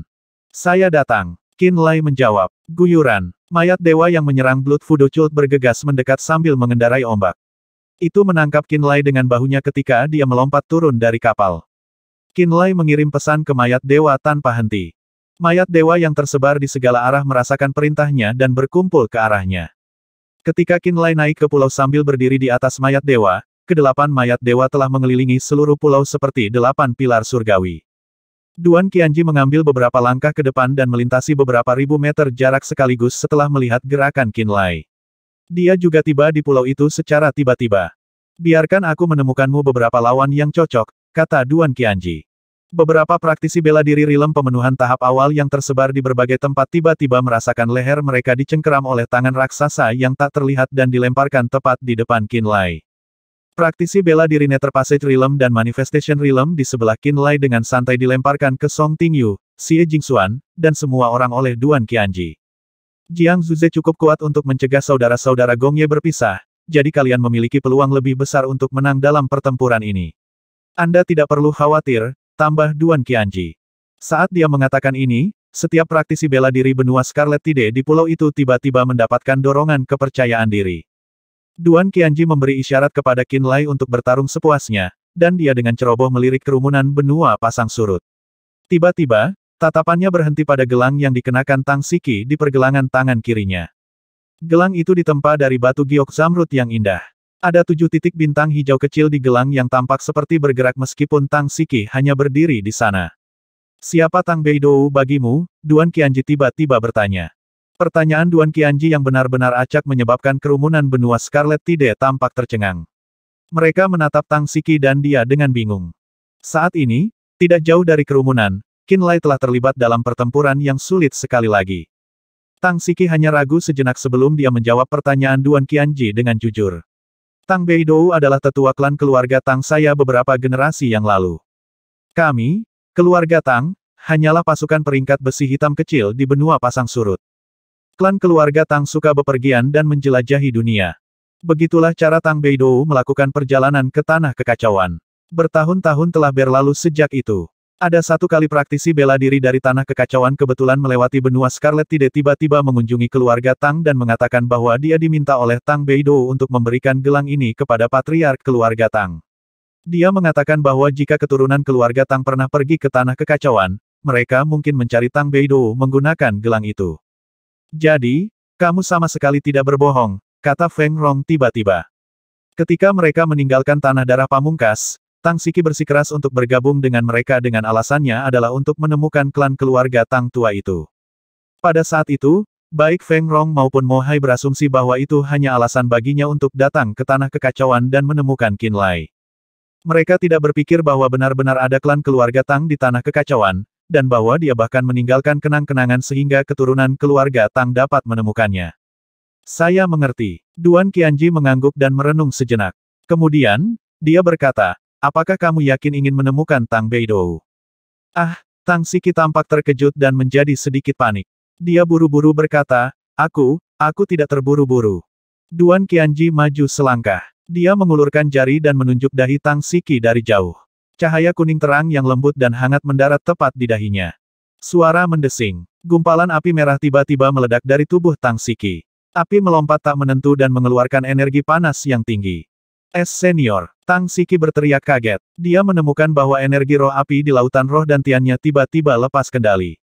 Mereka terbakar dan meletus bersama dengan kekuatan Duan Qianji. Dia tidak tahu apa yang Duan Qianji rencanakan, itulah sebabnya dia tampak cemas dan khawatir. Konstitusi Anda baik-baik saja, dan fondasi Anda kokoh. Sayangnya, Anda belum menghabiskan upaya apapun dalam membangun tubuh fisik Anda. Duan Qianji menyipitkan matanya dan dengan hati-hati memeriksa Tang Siki dari ujung kepala sampai ujung kaki. Kemudian, dia menarik lampu kuning dan berkata, berikan gelangmu. Aku akan menemukan Tang Beidou untukmu.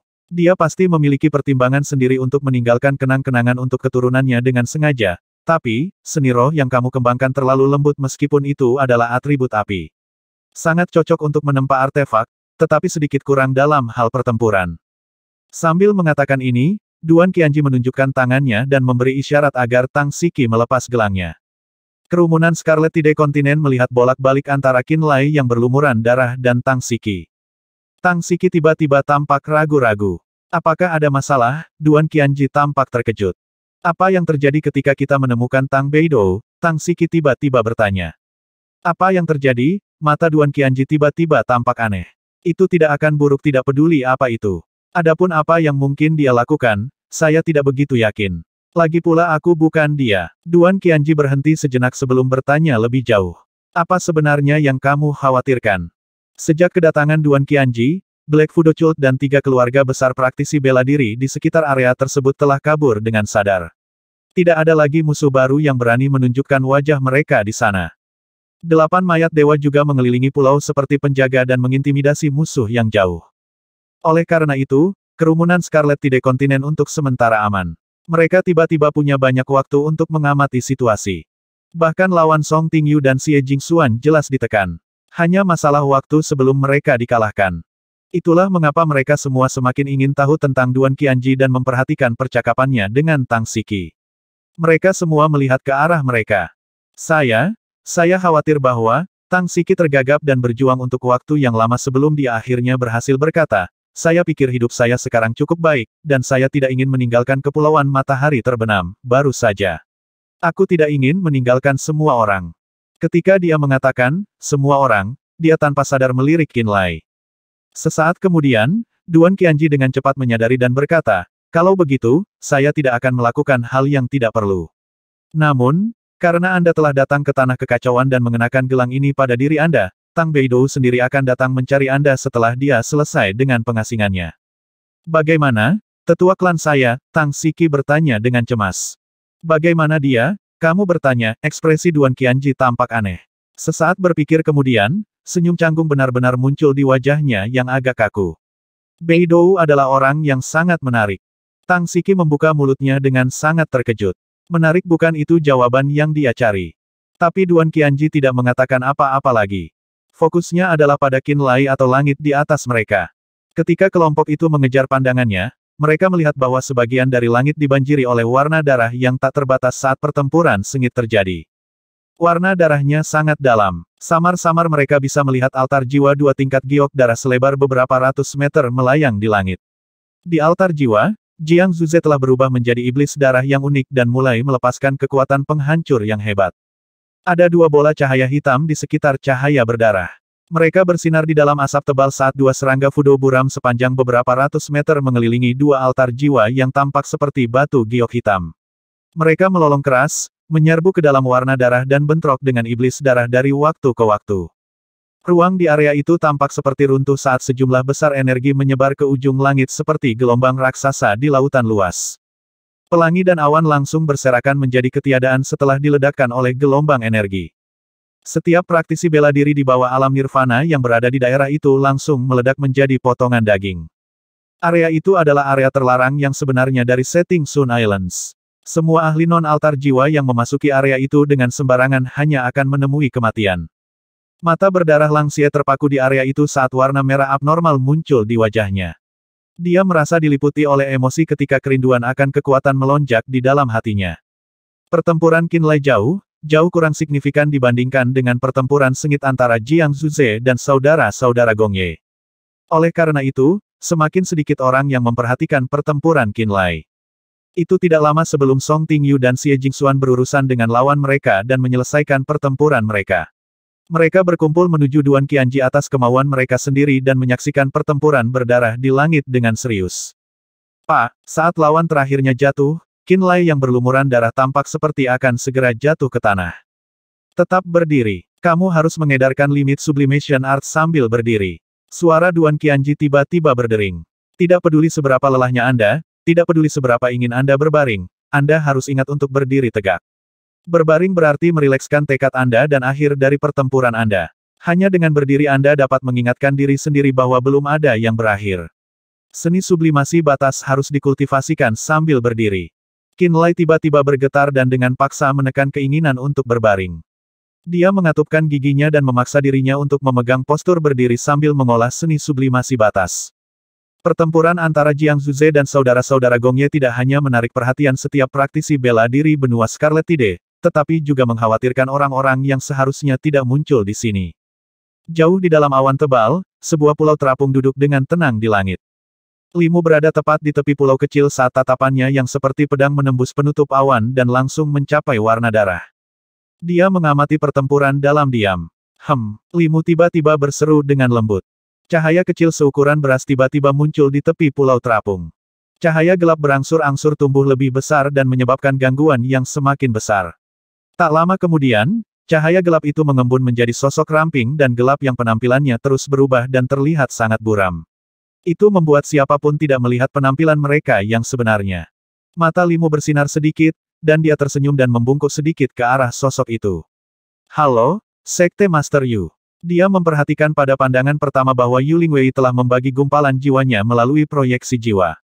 Tuan Li, antara Sue Li dan Jiang Zuze, menurut Anda siapa Sekte Bloodfin yang sebenarnya? Suara Yu Lingwei lembut dan lembut. Mereka berdua, jawab Limu sambil tersenyum. Kalau begitu, apakah menurutmu kedua saudara ini bisa akur lagi? Yu Lingwei bertanya lagi. Kali ini Limu tidak langsung menjawab. Sebaliknya, dia merenungkan pemikiran itu dengan serius sebelum menjawab, tidak. Syukurlah kalau begitu, kata Yu Lingwei pelan. Apa yang kau khawatirkan? Limu berjalan turun dari pulau terapung dan muncul di samping bayangan yang diciptakan Yu Lingwei dalam sekejap. Dari sudut ini, mereka bisa melihat pertempuran antara Jiang Zuze dan saudara-saudara Gong Ye dengan lebih jelas. Setan darah di atas altar jiwa 2 tingkat giok darah mengeluarkan raungan yang menggetarkan saat gumpalan tebal awan berdarah membubung ke langit seperti naga raksasa dan menghancurkan awan alami di langit. Aura jahat dan kejam yang dilepaskan oleh iblis darah membuat banyak orang merasa seolah-olah lautan darah yang mengerikan akan pecah dan membanjiri langit itu sendiri.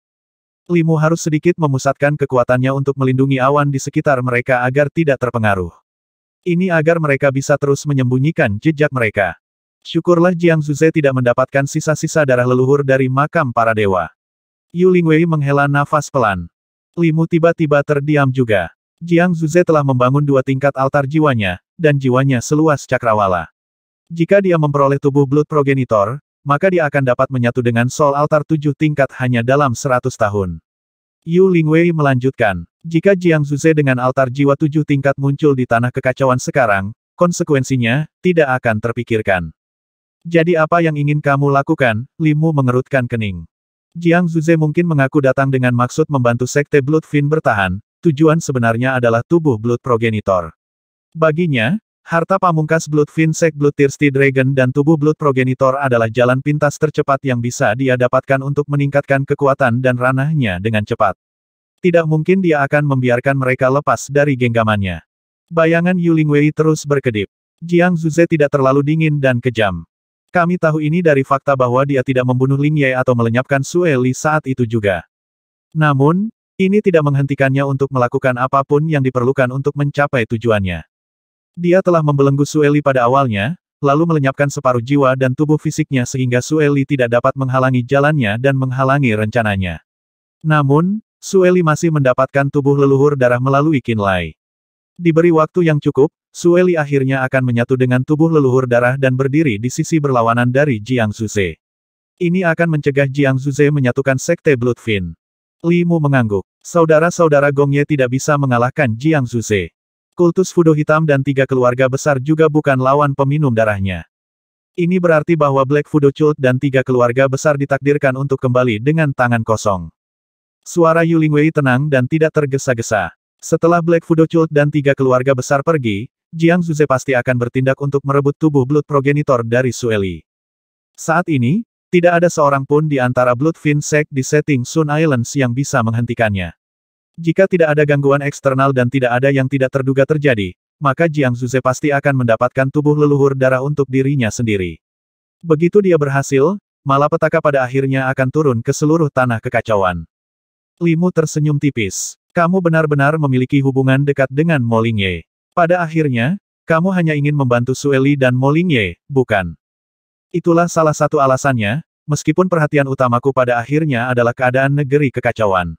Saya khawatir tempat yang relatif damai ini akan dilanda pertumpahan darah tanpa akhir di masa depan. Yu Lingwei menghela nafas. Dengan kekuatan Sekte Master Yu, tidak mungkin Jiang Zuze bisa mendapatkan tubuh leluhur darah, asalkan Anda memutuskan untuk muncul, kata Limu santai. Kamu tahu tidak nyaman bagiku untuk bertindak dalam situasi ini, kata Yu Lingwei tanpa daya. Saya mewakili Gunung Pedang Surgawi. Apakah menurut Anda tidak terlalu merepotkan bagi saya untuk bertindak? Limu membalas.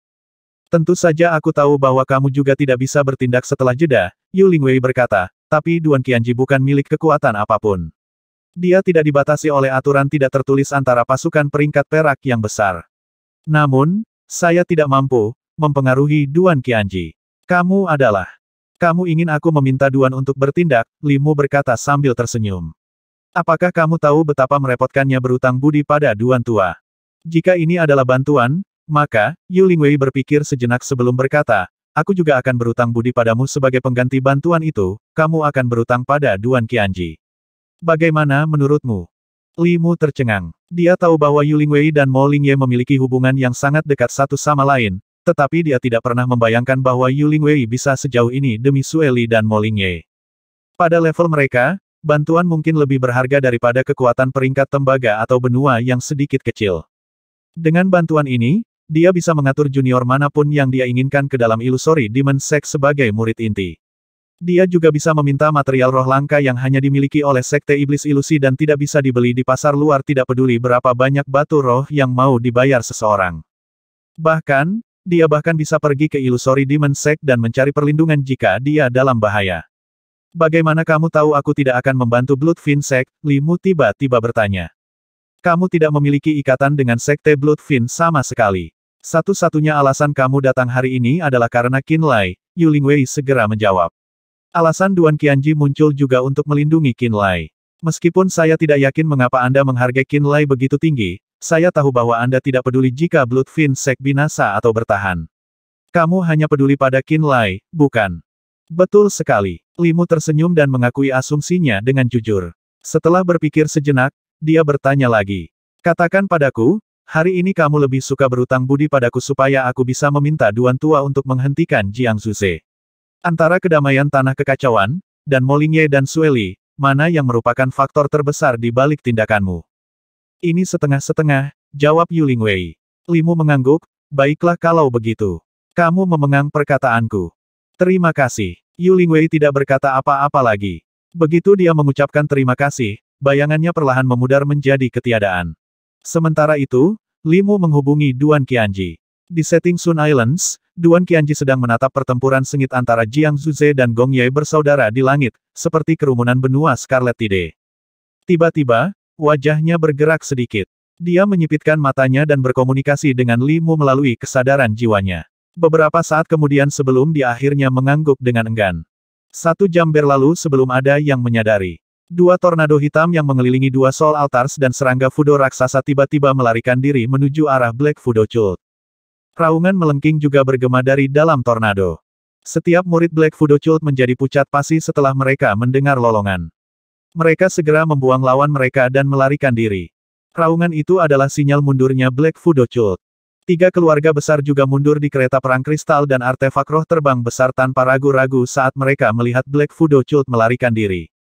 Mereka mengikuti di ekor Black Fudo Cult.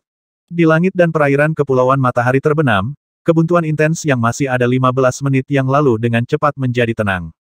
Saat Black Fudo Cult dan artefak roh terbang dan kapal 3 keluarga besar mundur, banyak praktisi bela diri Bloodfin Sect dan Gold Sun Island ambruk di tanah karena kelelahan. Para peminum darah yang datang bersama Jiang Zuze adalah satu-satunya yang masih memburu Black Fudo Cult dan 3 praktisi bela diri keluarga besar dengan semangat.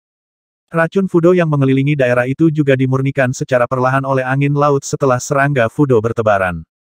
Di 3 pulau yang dipenuhi mayat, para praktisi bela diri yang menahan diri dalam perisai cahaya akhirnya menghilangkan perisai dan menghirup udara segar.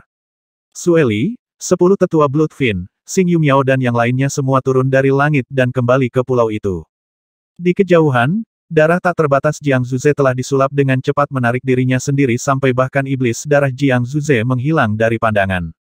Qin Lai, yang telah memanfaatkan seni sublimasi batas untuk berkultivasi mendapatkan kembali sebagian dari energi jiwa dan energi rohnya selama ini, perlahan membuka matanya.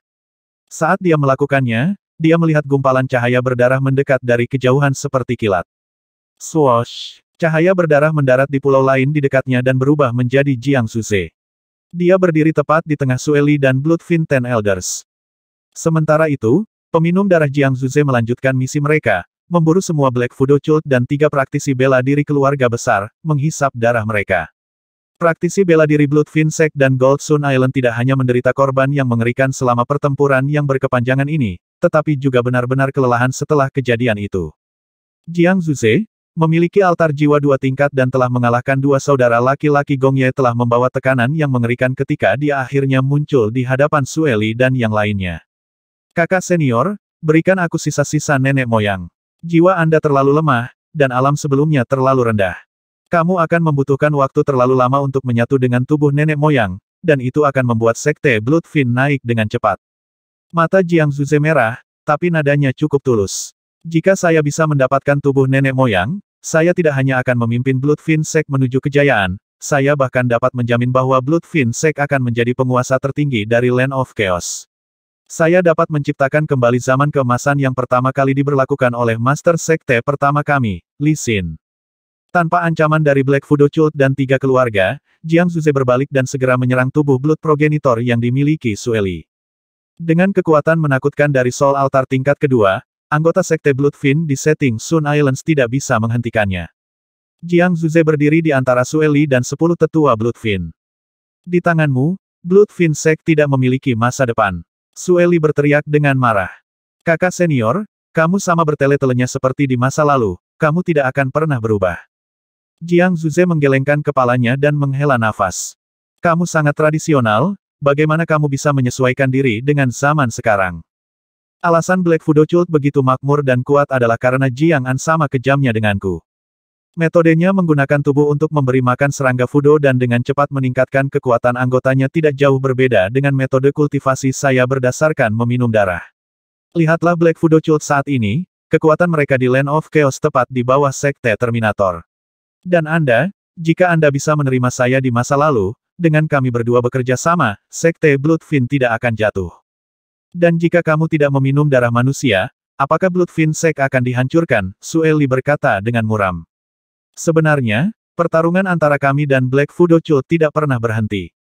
Bahkan jika saya tidak meminum darah manusia untuk berkultivasi, Black Fudo Cult akan menemukan beberapa alasan lain untuk menyerang Bloodfin Sect, Jiang Zuze menjelaskan dengan sabar. Ini karena perjuangan antara nenek moyang kita dan nenek moyang Fudo, sejak Sekte Iblis Darah dan Kultus Fudo Hitam baru saja memulai keberadaan mereka di tanah kekacauan. Pertempuran tidak pernah berhenti. 1000 tahun yang lalu, Black Fudo Cult diam-diam mulai menggunakan orang untuk memberi makan serangga Fudo dan kekuatan mereka meroket. Jika Bloodfin Sect tetap sama pada saat itu, Black Fudo Cult akan datang menyerang Blood Cloud Mountain Range cepat atau lambat. Dan karena aku melihat bahaya bagi sekte kita, aku melangkah ke jalan berdarah ini. Alasan kami diserang adalah karena jalan yang aku pilih lebih cepat daripada kultus hitam yang memelihara serangga Fudo dengan manusia. Itu semua karena yang lain takut sekte kami mencapai tingkat kekuatan yang tak terduga, sekte lain membantu kultus Fudo hitam melenyapkan kami. Kakak senior, kamu dan kakak muda masih hidup dan dapat bersatu kembali sebagai keluarga adalah karena aku telah berulang kali berbelas kasih. Tapi aku harap kamu berhenti mencoba menghentikanku. Selama aku masih hidup, jangan pernah berpikir untuk melakukan sesukamu, Jiang Zuze. Sueli berteriak. Ah, jika itu masalahnya, maka aku akan menahanmu selama 100 tahun lagi. Mata Jiang Zuze bersinar dengan cahaya berdarah saat dia berkata, 100 tahun kemudian, aku akan melepaskanmu. Pada saat itu, Anda akan melihat bahwa jalan saya telah benar. Bloodfin Sect akan berdiri di atas semua faksi lainnya. 10 tetua setan darah. Sueli memerintahkan. Percuma saja. Jiang Zuze menggelengkan kepalanya. Iblis darah yang akan mereka bentuk dari darah esensi mereka mungkin bisa menghadapi salah satu saudara Gongye, tapi itu tidak bisa mengalahkanku. Karena pengetahuanku tentang seni rahasia sekte iblis darah jauh di atas mereka. Sinar cahaya berdarah yang tak terhitung jumlahnya tiba-tiba terbang keluar dari tubuh Jiang Zuze untuk membentuk pita berdarah yang merayap di antara orang-orang seperti ular. Darah Bloodfin Ten Elders mulai mengalir dengan cara yang tidak biasa. Mereka segera kehilangan kendali atas darah mereka. Rencana Sueli segera dihentikan. Bahkan wajahnya memerah. Darah di pembuluhnya mendidih dengan luar biasa. Bahkan dia terpengaruh oleh kekuatan Jiang Zuze. Jangan bergerak, saya tidak ingin membunuh salah satu dari saya sendiri. Nada suara Jiang Zuze tenang saat dia mengulurkan tangan ke dahi Sueli. Dia sepertinya ingin mencabut jiwa Sueli. Di pulau seberang, Qin Lai merasa tidak berdaya. Dia menyaksikan Jiang Zuze bergerak melawan Sueli. Tidak peduli seberapa keras dia berpikir, dia tidak bisa memikirkan solusi. Altar jiwa 2 tingkat Jiang Zuze seperti jurang yang sangat besar dan tidak dapat diseberangi untuknya saat ini. Perbedaan dalam alam kultivasi antara keduanya terlalu besar. Bahkan jika dia bisa memasuki tubuh leluhur darah dengan jiwanya, kekuatan yang bisa dia kendalikan bahkan tidak mendekati kekuatan yang bisa dikerahkan Sueli. Dan kekuatannya sendiri itu terlalu tidak cukup, dia tidak punya peluang. Alis Duan Qianji berkedut. Dia siap untuk mengganggu tindakan Jiang Zuze selanjutnya. Dian Qianji tiba-tiba mengangkat kepalanya untuk melihat ke langit, sedikit keterkejutan melintas di matanya. Tangannya yang tadi terangkat tiba-tiba berhenti. Jiang Zuze juga sepertinya merasakan sesuatu. Dia berhenti bergerak menuju Sueli dan melihat ke langit. Lebih jauh lagi, Limu di dalam lautan awan juga mengubah ekspresinya. Suara mendesing. The Demon Ceiling Tombstone yang semula berada di cincin spasial tiba-tiba melayang keluar dengan sendirinya saat Qin Lai tetap tidak bergerak. The Demon Ceiling Tombstone tiba-tiba melayang ke langit. Ark, 8 mayat dewa tiba-tiba mengeluarkan lolongan rendah serempak. Mata mereka tertuju pada langit. Apa yang datang adalah tekad pertempuran tanpa henti dan kuno yang menyapu seperti awan badai yang telah menempuh perjalanan puluhan ribu mil dari ujung dunia. Proyeksi jiwa pertempuran murni. Ini adalah jiwa pertempuran abadi. Hong Bowen dari 10 tetua Bloodfin berteriak. Qin Lai bergetar. Pada saat ini, suara yang dalam dan kuno berbicara bahasa dewa meraung di benaknya. Itu adalah suara yang sama dengan yang dia dengar ketika esensi darahnya telah diserap oleh Demon Ceiling Tombstone. Dia tiba-tiba mendongak untuk mengintip ke kedalaman awan. Dengan kultivasinya yang rendah, dia seharusnya tidak bisa melihat apapun. Namun untuk beberapa alasan, ketika dia melihat ke langit, dia bisa dengan jelas melihat pemandangan yang megah. Di dalam awan, banjir kesadaran melayang dari tempat yang tidak diketahui. Ada puluhan dari mereka. Setiap kesadaran saat ini menyerupai aliran panjang. Ada kristal bening yang mengalir dengan arus itu. Itu mungkin untuk melihat karakter misterius di dalam diri mereka. Dia bisa melihat adegan perkelahian singkat, serta pemandangan dan orang-orang di zaman kuno. Itu adalah kristal jiwa pertempuran. Legenda mengatakan bahwa di zaman kuno, banyak pikiran praktisi bela diri yang kuat dapat membentuk kristal murni. Mereka bisa menanamkan pemahaman mereka tentang pertempuran ke mereka. Kristal itu disebut kristal jiwa pertempuran. Setiap kristal jiwa pertempuran dibentuk oleh pengalaman seumur hidup dari elit yang kuat, dan dicetak dengan pemahaman besar mereka tentang kekuatan. Pada saat ini, ada sejumlah besar kristal jiwa pertempuran dalam arus kesadaran yang mengalir dari jauh. Kristal jiwa pertempuran itu berasal dari tempat yang tidak dikenal dan terpencil. Ketika esensi darah Qin Lai telah dikonsumsi oleh Demon Ceiling Tombstone, itu mengeluarkan panggilan kuno, dan ini tampaknya menjadi apa yang terjadi setelah mengkonfirmasi lokasi. Kristal jiwa pertempuran ini harus milik 8 mayat dewa. Ada terlalu banyak praktisi bela diri yang berkumpul di Pulau Setting Sun tetapi tidak banyak yang merasakan arus kesadaran ini. Orang-orang yang bisa melihat kristal jiwa pertempuran di antara mereka bahkan lebih langka.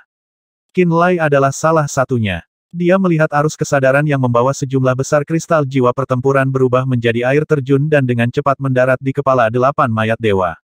Karakter misterius dan kuno berkedip di leher, wajah, dan kulit mayat dewa. Kemudian aura 8 mayat dewa mulai naik dengan marah.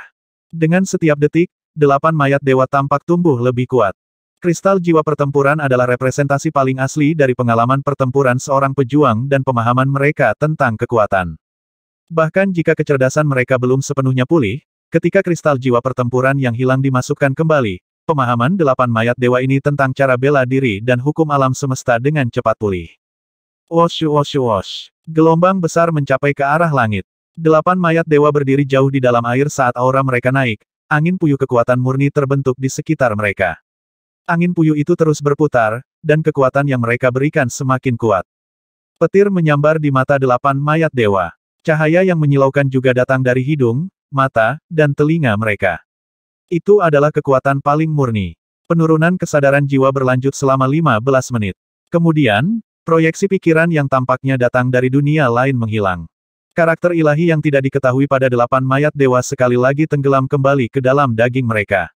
Pusaran air di sekitar mereka mulai tumbuh lebih menakutkan setelah periode akumulasi.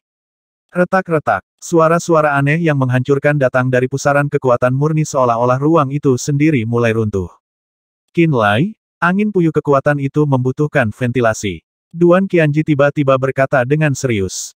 Mata Qin Lai berbinar saat melihat ke arah Jiang Zuze. Sebuah pikiran segera terbentuk di benaknya. 8 mayat dewa bergerak serempak, 8 pasang mata mengunci Jiang Zuze. Angin puyuh kekuatan di sekitar mereka mulai bergerak perlahan. Wajah Jiang Zuze berubah warna. Semua orang bisa melihat wajah Jiang Zuze berubah serius.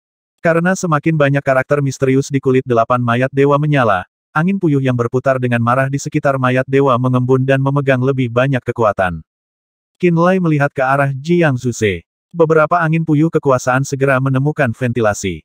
Angin puyuh yang bisa merobek logam mengeluarkan jeritan tajam saat mereka tiba-tiba bergerak menuju Jiang Zuze.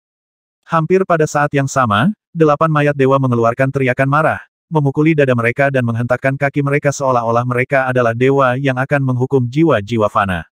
Mereka berteriak saat mereka menyerang Jiang Zuze. Mata mayat dewa mengeluarkan api merah gelap, karakter yang tidak dikenal terus meningkatkan aura mereka. The Demon Sealing Tombstone melayang di tengah delapan mayat dewa. Batu nisan itu seperti jarum ilahi yang menambatkan laut. Tampaknya memiliki hubungan dengan delapan mayat dewa dan mengumpulkan kekuatan mayat dewa mereka menjadi satu. Tatapan Jiang Zuze melompat melewati mayat dewa dan tiba-tiba mendarat di Qinlai.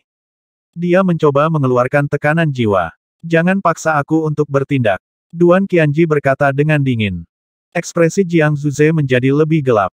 Setelah Duan Qianji mengatakan ini, dia benar-benar tidak berani mencoba membunuh Qinlai menggunakan tekanan jiwa altar jiwa dua tingkat yang merusak. Wosh wosh wosh. Menginjak ombak besar, delapan mayat dewa menyerbu ke pulau tempat para elit Bloodfin Sect berada. Angin puyuh kekuatan di sekitar mereka berkelebat dengan cahaya dan mengeluarkan riak yang mengguncang dunia. Pergi, Sue Lai memerintahkan. Di pulau itu, para praktisi bela diri dari Gold Sun Island dan Bloodfin Sect mundur dengan tatapan waspada. Jiang Zuze tidak melakukan apapun untuk menghentikan mereka. Alasannya adalah bahwa delapan mayat dewa mengeluarkan 16 sinar prismatik dari mata mereka. Seperti 16 pelangi, cahaya itu berkelap-kelip dengan karakter kuno yang berkedip-kedip yang memiliki kekuatan gigi yang mampu membelenggu jiwa. Ledakan. Di antara ratusan cahaya berdarah, altar jiwa dua tingkat giok darah Jiang Zuze muncul lagi.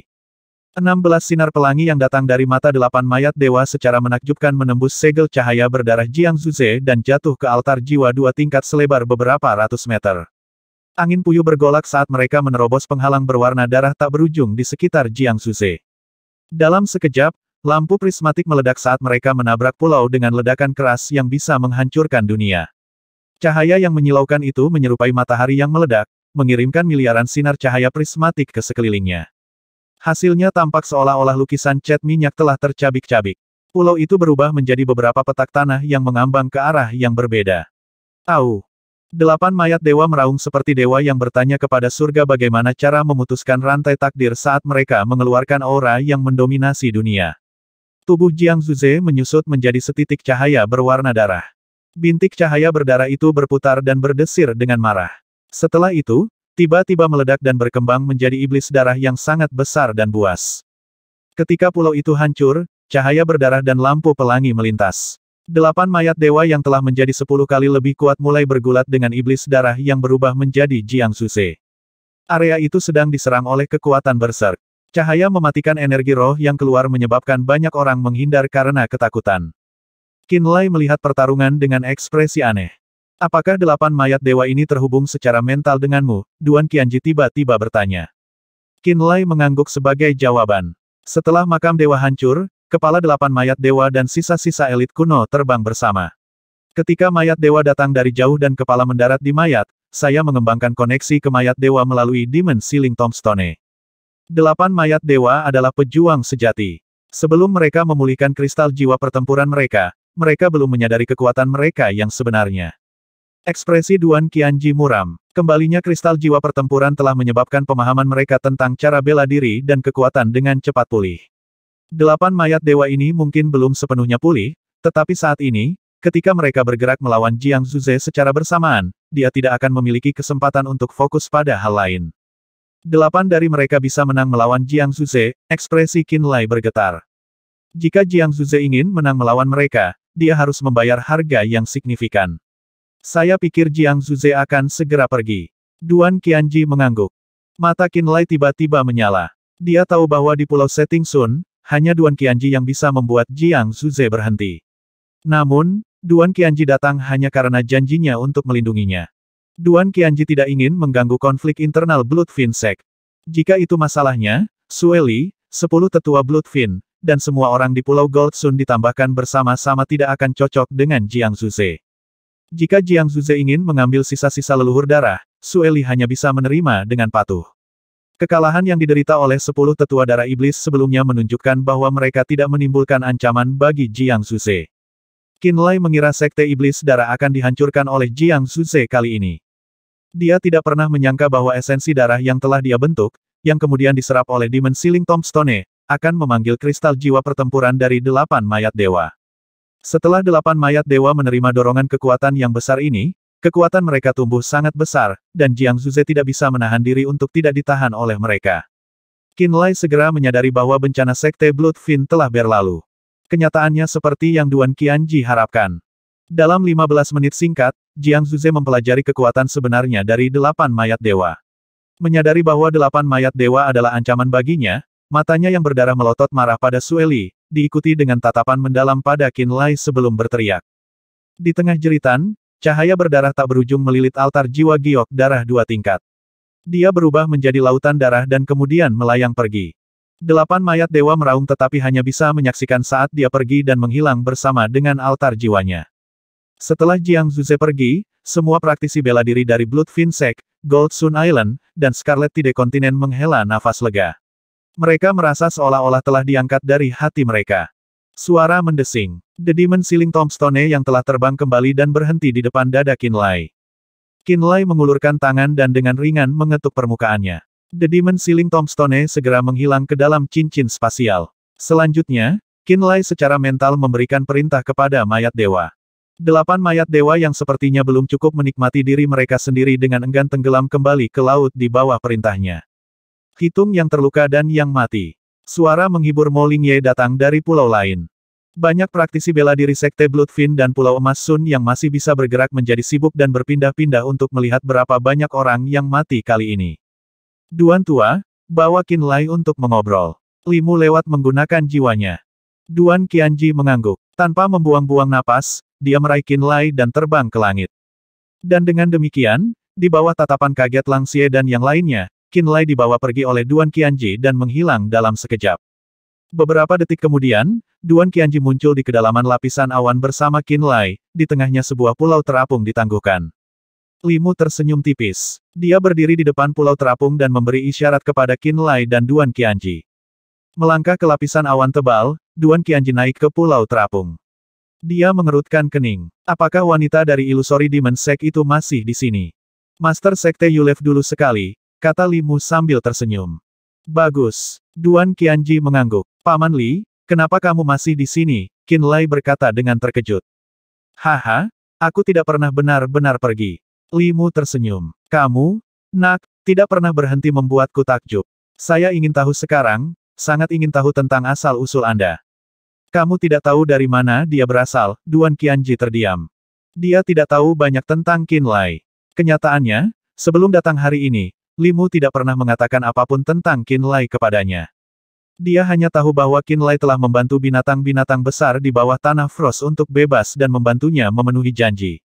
Itu sebabnya dia memutuskan untuk datang dan menyelamatkan nyawa Qin Lai. Selain ini, dia hampir tidak tahu apa-apa tentang Qin Lai. Qin Lai dia tidak memiliki ingatan apapun sebelum usia 10 tahun. Dia tidak tahu dari mana dia berasal, kata Limu sambil menghela nafas. Duan Qianji tiba-tiba terdiam. Qin Lai, ceritakan apa yang kamu alami di makam dewa kepada Duan Tua, perintah Limu. Qin Lai tidak ragu-ragu dan merinci apa yang dia alami di makam dewa. Duan Qianji mendengarkan dengan seksama. Dia kadang-kadang akan mengajukan pertanyaan di sepanjang jalan. Dia jelas sangat memperhatikan situasi di dalam makam dewa. Setelah beberapa saat ketika Qin Lai selesai menceritakan semua pengalamannya, ekspresi Duan Qianji menjadi muram. Jadi ketika makam dewa hancur, bukan hanya 8 kepala mayat dewa ini dan sisa-sisa elit kuno pergi, tetapi roh es dan tubuh leluhur Fudo juga menghilang. Qin Lai mengangguk. Betul sekali. Duan Tua, bagaimana menurutmu? Limu bertanya. Apa yang ada di dalam tubuh progenitor Fudo adalah Viridian Blood Tot, makhluk Fudo pertama yang berhasil disempurnakan oleh progenitor Fudo. Itu adalah apa yang disembah oleh Black Fudo Cult, dan itu tidak bisa diabaikan. Duan Qianji terdiam. Makhluk Fudo itu pasti membawa tubuh leluhur Fudo kembali ke kultus Fudo hitam. Aku juga berpikiran sama, kata Limu. Duan Qianji mengerutkan kening dan tidak melanjutkan berbicara. Jiang An pasti menerima warisan mendalam dari leluhur Fudo melalui makhluk Fudo pertama. Makhluk Fudo dengan cepat pulih melalui Jiang'an. Jika kita membiarkannya berlanjut, setelah Black Fudo Cult mereda untuk jangka waktu tertentu, mereka pasti akan mengambil tindakan, yang pasti akan menciptakan riak, kata Li Mu sambil menghela nafas. Kenapa kamu memberitahuku ini? Wajah Duan Qianji gelap. Saya harap Anda tidak akan menantang Old Monster Terminator secepat ini. Ketika kamu dikalahkan dan monster tua itu terluka, dia tidak akan bisa menghadapi Jiang'an dalam kondisi terbaiknya. Li Mu mengusap dagunya dan tersenyum ragu. Tentu saja, akan lebih baik jika kamu mengubah tujuanmu dan menantang Jiang'an untuk mempelajari batas kekuatannya. Ini masalah di antara kalian faksi besar, itu tidak ada hubungannya denganku. Duan Kuanji menggelengkan kepalanya. Kemudian, ekspresinya menjadi dingin saat dia berkata, juga. Bagaimana Anda tahu bahwa saya pasti akan dikalahkan? Aku hanya mengatakan. Li Mu memasang ekspresi ketidakberdayaan. Karena kamu sangat ingin menjaga ketenangan tanah kekacauan, mengapa tidak membiarkan Jiang Zuze memiliki tubuh leluhur darah? Duan Qianji mendengus. Setelah Jiang Zuze memiliki tubuh leluhur darah, kekuatannya akan meroket. Blood Finsect dan Black Fudo Cult memiliki kebencian yang tidak dapat didamaikan di antara mereka. Dengan kehadiran Jiang Zuze, bahkan jika Jiang'an dan makhluk Fudo pertama bekerja sama, bahkan jika mereka pulih dan menjadi kuat, mereka perlu membuang banyak energi untuk Jiang Zuze. Apakah Jiang Zuze dan Jiang'an bertengkar? Apa yang menghentikanmu dari hanya berdiri dan menonton setelah pertarungan mereka selesai? Bersihkan saja situasinya. Bukankah itu keahlianmu? Li Mu meringis. Satu Jiang'an cukup merepotkan. Jika Jiang Zuze benar-benar mendapatkan tubuh leluhur darah, dia akan lebih merepotkan daripada Jiang'an. Jiang Zuze sekuat ini, Qin Lai menyela. Dia tidak tahu banyak tentang adik junior Sueli. Di makam para dewa, dia tidak hanya dapat melarikan diri dari cengkeraman Jiang Zuze, tetapi dia juga berhasil mendapatkan sisa-sisa para elit kuno dengan bantuan dari batu nisan penyegelan iblis. Hal ini menyebabkan Qin Lai meremehkan Jiang Zuze. Bahkan setelah tampilan kekuatan Jiang Zuze kali ini yang telah memaksa Gong Ye bersaudara, Black Fudo Cult, dan 3 keluarga besar untuk mundur, Qin Lai percaya bahwa Jiang Zuze masih belum sekuat paus Black Fudo Cult. Alasan Jiang'an berada di tempat dia hari ini adalah karena kerja keras dari paus sebelumnya, yang menyiapkan jalan yang makmur dengan hampir tidak ada kemunduran bagi Jiang'an untuk berjalan. Namun, hal yang sama tidak dapat dikatakan untuk Jiang Zuze. Selama tahun-tahun ketika Jiang Zuze berada di Blood Finsect, dia tidak terlalu diperhatikan karena kehadiran Sueli, serta kehadiran praktisi lain yang bakatnya lebih baik darinya. Wajah Li Mu serius saat dia melanjutkan. Semua yang dimiliki Jiang Zuze hari ini, termasuk kekuatan mengerikan dari altar jiwa 2 tingkatnya, semuanya diperoleh melalui usahanya sendiri. Di masa lalu, semua orang percaya bahwa Sueli pasti akan menang melawan Jiang Zuze jika keduanya bertarung. Namun, pada akhirnya, Sueli lah yang dipenjara. Kemudian, ketika berbagai kekuatan menyerbu pegunungan awan darah dan merenggut nyawa semua 10 tetua darah iblis dalam pertempuran, Jiang Zuze dapat melarikan diri dan mengusir pengejarnya. Dan sekarang pria yang tidak pernah terlalu banyak menjadi sorotan di Blood Finsect bukan hanya seorang komandan dari kelompok Blood Drinkers yang sangat setia, tetapi juga telah membangun Soul Altar 2 tingkat. Untuk bisa mengalahkan 2 wakil paus Black Fudo Cult yang juga memiliki Soul Altars 2 tingkat sendiri, dia memang memiliki beberapa keterampilan. Duan Qianji juga mengakui kekuatan Jiang Zuze. Duan tua, meskipun saya sudah tahu bahwa Anda tidak berencana untuk menimbulkan masalah bagi Jiang'an, saya juga meminta Anda untuk tidak menantang Forevator Terminator dalam waktu dekat, kata Li Mu dengan serius. Apakah kamu takut aku akan menyeretnya ke bawah? Duan Qianji mengerutkan alisnya. Itu salah satu alasannya. Li Mu dengan jujur berkata, namun, aku juga mengkhawatirkanmu. Mungkin Anda bisa melukainya pada level Anda saat ini, tetapi Anda mungkin mati dalam prosesnya. Kali ini, Duan Qianji tidak membantah Li Mu, tetapi tetap diam.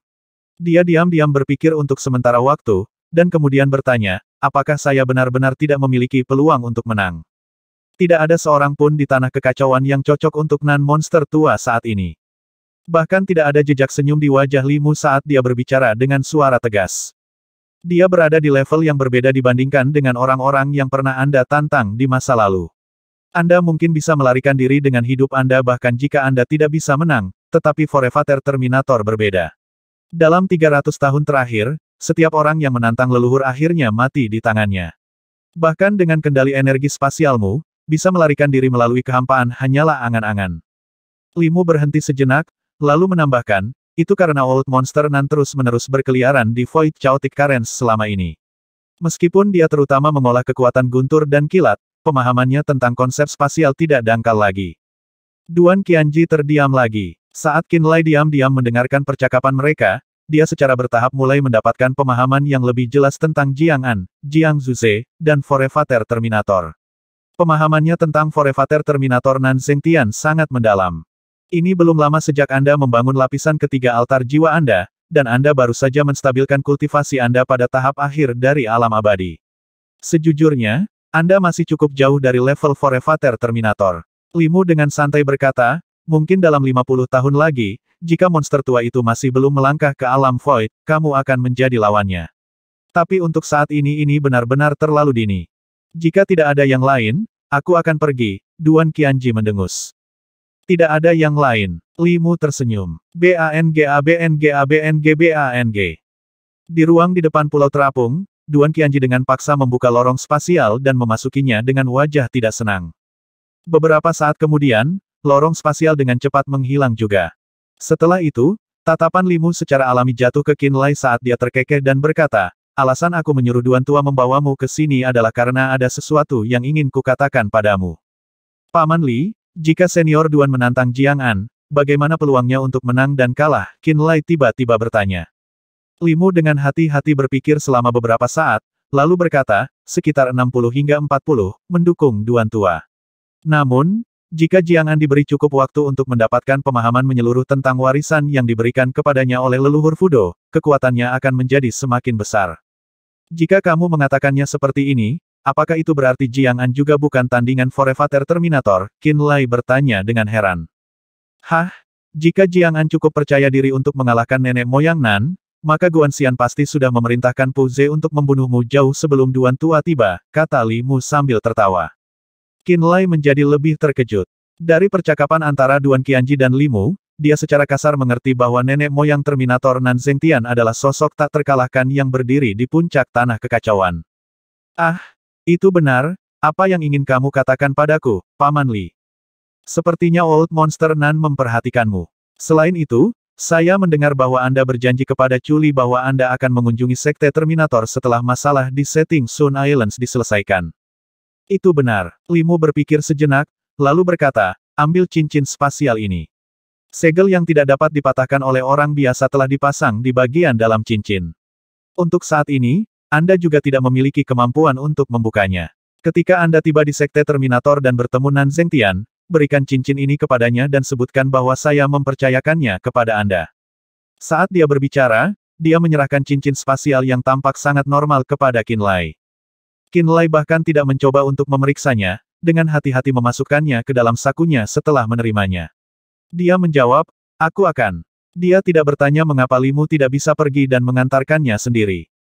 Setelah pertempuran hari ini, kultus Fudo Hitam dan 3 keluarga besar seharusnya tidak berani mengatur invasi skala besar lainnya dalam waktu dekat. Jika Blood Fin Sect ingin terus berkembang, ia harus memanfaatkan kesempatan langka ini sebaik mungkin. Juga ikatan antara Master Sekte Ilusori Demon Sekte dan Mo Lingye lebih kuat dari yang kukira. Limu menggosok rantainya saat dia dengan tenang melanjutkan, jangan menahan diri bahkan jika kamu harus berkonflik dengan Blue Moon Valley. Dari sudut pandangku, sepertinya Master Sekte Yu sama sekali tidak mengakui keberadaan keluarga Miao Blue Moon Valley. Jadi, bahkan jika orang lain dalam Ilusori Demon Sect peduli dengan Blue Moon Valley, akan sulit bagi Blue Moon Valley untuk mengancam Sue Li dan yang lainnya dengan Ilusori Demon Sect selama Sekte Master Yu ada di sana. Saat Qin Lai mendengarkan dengan seksama, dia secara bertahap menyadari pesan Limu. Jadi tidak ada yang akan menghalangi kita jika kita bergerak melawan Blue Moon Valley. Seharusnya tidak ada terlalu banyak rintangan. Limu tersenyum. Saya mengerti. Qin Lai menganggukkan kepalanya secara berurutan. Baiklah, tidak ada yang lain. Anda harus kembali ke Setting Sun Islands. Limu tertawa saat dia mengulurkan tangannya ke arah kedalaman pulau dan membuat gerakan meraih. Tiba-tiba, sebuah kereta perang kristal yang diukir dengan simbol keluarga Xiaohu muncul dan dengan cepat melewatinya. Ini adalah sesuatu yang saya dapatkan di samping sebelumnya, ini untuk Anda naik kembali. Kalau begitu aku akan pergi dulu.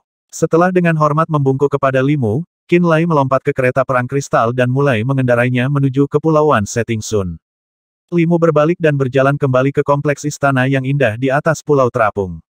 Diukir di dinding bagian dalam istana megah tertentu adalah gambar dari berbagai binatang aneh, pohon tampak kuno tanpa nama, dan berbagai konstelasi bintang dan matahari. Energi penyegelan yang tak terlihat tampaknya mengunci semua ruang di dalamnya. Di dalam aula utama istana ini berdiri seorang anggota klan ras iblis bertanduk tinggi. Ekor panjang seperti kadal dengan paku yang menonjol keluar dari punggungnya dan terus-menerus menghantam tanah emas dan besi di bawahnya. Saat ekornya dengan cepat bergerak maju mundur, bayangan-bayangannya muncul dan suara melengking yang keras mulai bergema di sekitar ruangan. Setan itu tampaknya menjadi sangat bosan saat dia menunggu. 8 tanduk melengkung yang terlihat sangat jelas dan ganas menjulur dari sisi belakang lehernya. Memang, itu tidak lain adalah Tate, yang sebelumnya muncul di Pulau Terapung itu adalah prajurit ras iblis bertanduk-bertanduk 8 yang kuat. Apakah Anda berhasil melihat sekilas cucu yang mulia Limu bertanya dengan sedikit senyum setelah masuk. Saya melakukannya, jawab Tate dalam bahasa manusia dengan suara yang sangat sengau. Mengapa yang mulia tidak bertemu dengan Qin Lai saja, Limu mengerutkan kening. Hanya untuk mencari kakeknya, anak ini rela melakukan perjalanan jauh dari benua Scarlet Tide dan membantai ke kedalaman makam dewa. Jika yang mulia masih hidup, saya percaya bahwa dia setidaknya harus mengirim pesan kepada anak itu dan membantunya sedikit tenang. Itu bukan urusanmu. Tate menjawab dengan marah. Ngomong-ngomong, apakah satu-satunya tujuan perjalananmu ke sini adalah agar aku menyerahkan cincin spasial itu kepada Qin Lai dan menyuruhnya pergi menemui Forevator Terminator? Limu mengerutkan alisnya. Apa yang ada di dalam cincin itu, mengapa Qin Lai harus membawanya ke sana dan kenapa harus atas namaku? Kami akan mengirimkan pembayaran yang disepakati ke Gunung Pedang Surgawi dalam waktu setengah bulan. Adapun pertanyaan Anda yang lain, saya tidak akan menjawab apapun. Ucap Tae dengan tidak sabar. Baik-baik saja maka. Limu mengangguk, lalu merenung sejenak dan bertanya, jika nyaman, bisakah Anda mengatur pertemuan antara Yang Mulia dan saya? Aku sudah lama ingin bertemu dengannya. Tate memelototi Limu, lalu mendengus dan berkata, aku akan pergi sekarang. Setelah selesai berbicara, dia mengendalikan altar roh neter tulang putih yang besar dan tiba-tiba melesat ke lautan awan, tidak menunggu jawaban Limu. Di langit, gugusan awan bergolak dan berkumpul bersama untuk membentuk lorong gelap ke lokasi yang tidak diketahui. Binatang buas melolong yang tak terhitung jumlahnya dapat terlihat di dalam lorong, seolah-olah mereka membentuk pasukan raksasa. Dalam sekejap, Tate menghilang. Mengikuti tepat setelahnya, lorong gelap juga menghilang. 650.